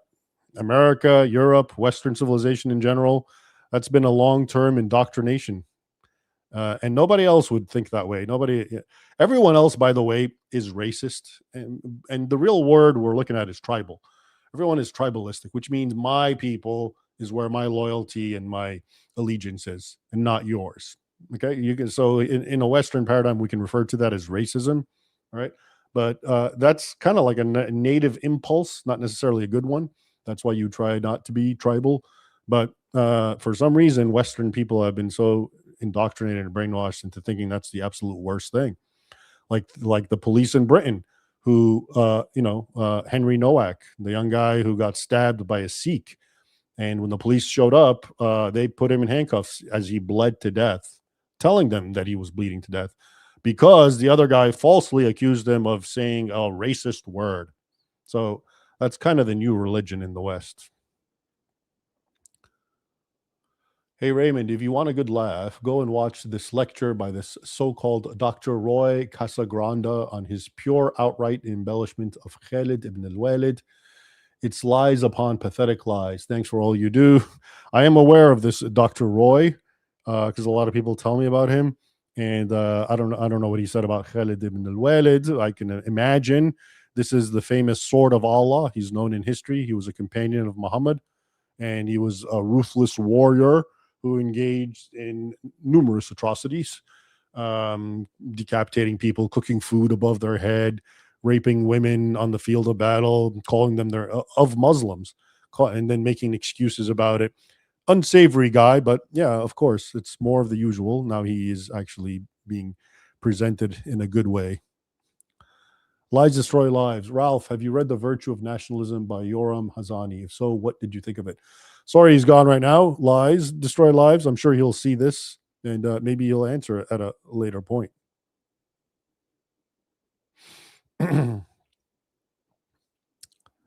New Horizon. West. You adopt a baby black mamba snake. When it grows up and bites you, then you cry and act surprised. What a shame. What a waste. It's laughable. I don't disagree with you.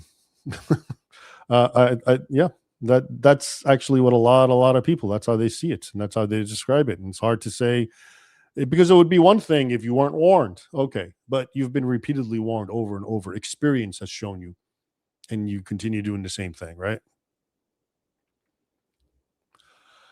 Lies destroy lives. The only good thing about all this is if we win, it will be the end of this evil ideology. We will have lots of books explaining what they do, why they do what they do, and millions of videos showing the atrocities committed in its name. That's true, unless all of that gets expunged and sent down the memory hole if they win, which it will. But yeah, if we win, in the context that you're describing, then hopefully all these books and material and resources will be enshrined for civilization to learn from. New Horizon. Europe, a stronghold of Christianity, is afraid to even speak. Those who forsake and can't protect their own identity are destined to be doomed. Yeah, they are.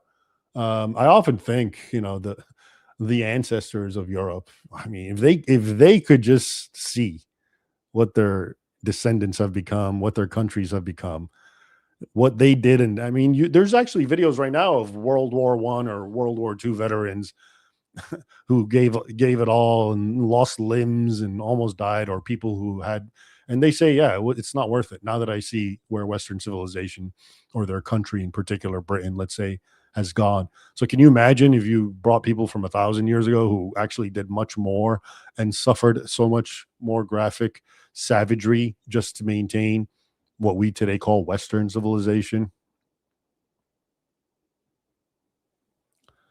Canadian, eh? Are either of you familiar with the work of David Betts and him saying we've passed the tipping point to civil conflict? I'm not. I mean, maybe I've come across it. I don't know. I wonder how you think his thesis may play into this civilizational struggle. Sorry, maybe Ralph has some thoughts on that. I should have actually answered these while he was here, but as you see, he was very gung ho and fiery to speak. So I let the man talk. Oh, he always has good stuff to say.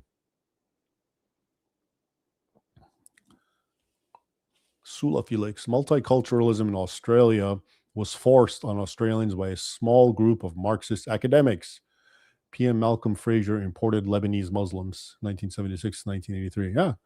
Well, that's kind of what we were saying, right? It's this small core group of academics, intellectuals who just, because they have to change something and everything's already fine, so they have to break it and try to fix it with something different. And then they do, of course, in fact, break it. Lies destroy lives. The problem is pride. The elites have read books and they think they know. They can't admit that they've believed a load of BS. That's a good point, actually. I agree. And that's the whole irony of higher education and academics. You know, a lot of people who are, the layman, let's say in America, he'll admit, I don't know certain things, but he at least has a gut feeling, a visceral instinct about things. He'll understand what we're talking about. The problem with higher education is you go there and then you are lied to, and your brain is full of lies, indoctrination. And the further you excel, the more confident you are that you actually are the holder of the truth. And then you graduate from an Ivy League college and you have a PhD and you have the epithet doctor attached to your name. And now you think, well, who are you to tell me what's going on through your common sense and instinct? It's actually this, and I know because I'm the learned one who has a PhD. And yet all that they've learned, I'm generalizing again, I'm giving you a Ralph caveat. Not everyone, but most of them, a lot of what they've been taught is the exact opposite of the truth. As I tried to explain with my example about history and how Islamic history is being taught. Harry, how do you think England and America should resolve the problem with all of these Muslims or even Hindus taking over whole towns and villages? Well, I mean, the easy way to have resolved it is not to have allowed it in the first place, right? I've given these examples a billion times. Hungary, Poland, some other Balkan nations, Slavic nations, they say no to Muslim migrants. Problem solved. Done. But now you have them. What do you do, right? That's the problem, right? So even if if England today and America said no more, we don't want anyone, what are you going to do with the ones that are there? Then it becomes a humanitarian issue. Oh, you're taking away their rights. You let them come in. They were born here, whatever. And how dare you? You're a monster. So that's you've opened a can of worms once you took them in the first place. Now you have to live with it somehow or other. I mean, I know in England now they're talking about remigration. We'll see if that ever happens. Good luck. New Horizon. If you can't wave your own country's flag, newsflash, you've already been invaded and conquered. I agree. Or you've been subverted and manipulated. Europe on the path to become Islamic, 15 years probably. Yeah, I mean, why not? Look at how fast it's gone, okay? Let's say from the 80s to now, or from the 90s to now. Blitz, it's blitz speed. So in 20 years from now, what do you expect is going to happen? It's the same trajectory, doesn't change. And why would it? I see no reason it's going to change. Then, yeah, it will be Islamic. Think about this. If you're having these issues now with Muslims in Britain, et cetera, when they're supposedly The official record in, let's say, Britain is Muslims are still like under 10%. Okay, if that's how aggressive they are in exploiting the system and exploiting the girls and whatever, what do you think is going to happen when they're 25% or 35%? It's called game over. All right, that's what happens. Canadian A. Read Albert Pike's letter to Mazzini. Doesn't matter if it's real. It predicted all of this. It's all a big setup. There's a lot of old writings that predicted so much of what's going on, actually. But yeah, maybe I'll look into it. Colqui. Maybe the West needs to make another crusade. What Muslims do in Dar al-Harb countries, we as Christians should do in Dar al-Salam countries. Dar al-Harb means what they do in the West is what we should do in the Islamic world. Again, what you're saying is not necessarily wrong. I mean, it makes sense to me, but look at the culture that we have. It can't even stop Muslims from doing what Muslims do in its own countries. You think they're going to go and invade Islamic countries and tell them how to do things? Lies destroy lives. We wouldn't have all of these problems with academics if we never had public funding for education. True. Let those who genuinely care about kids educate. Yeah, I agree with that.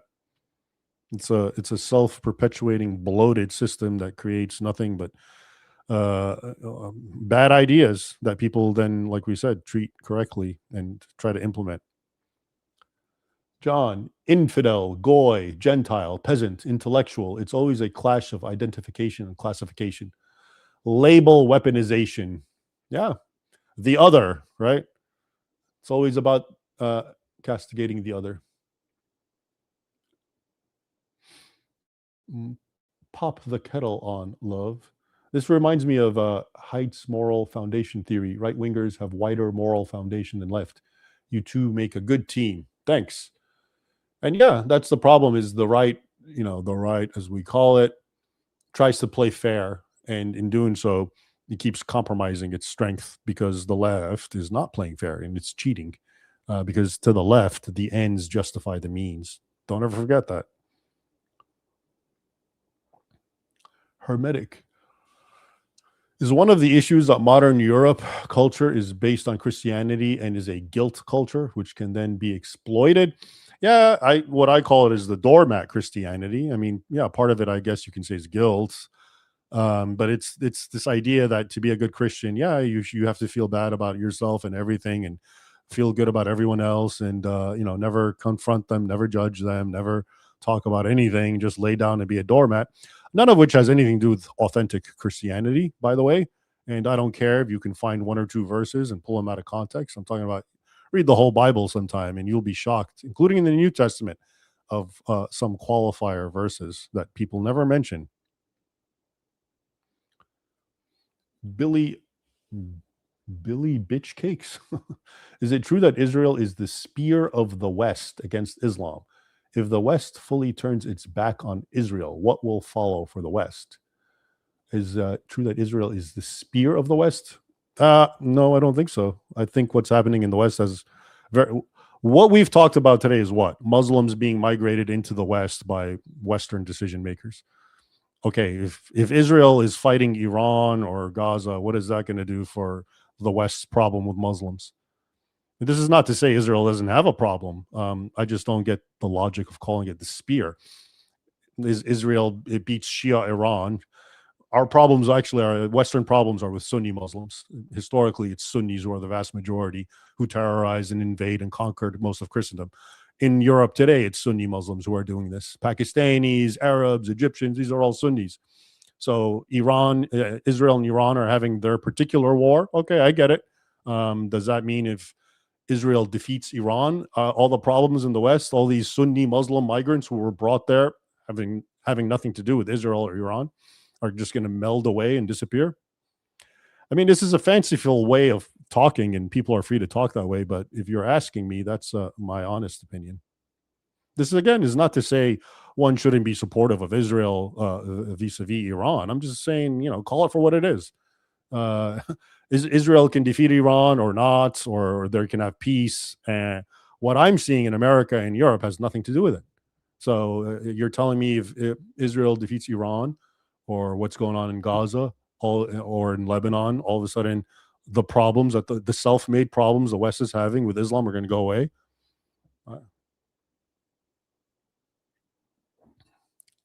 Nikim, thanks for joining. Okay, my friends, we've really gone on for a while now. It's been over 2 hours. Maybe this is a new record. I don't know, but thanks for joining me. Join me again. There's a lot of videos coming up, a lot of important things that have been happening, actually.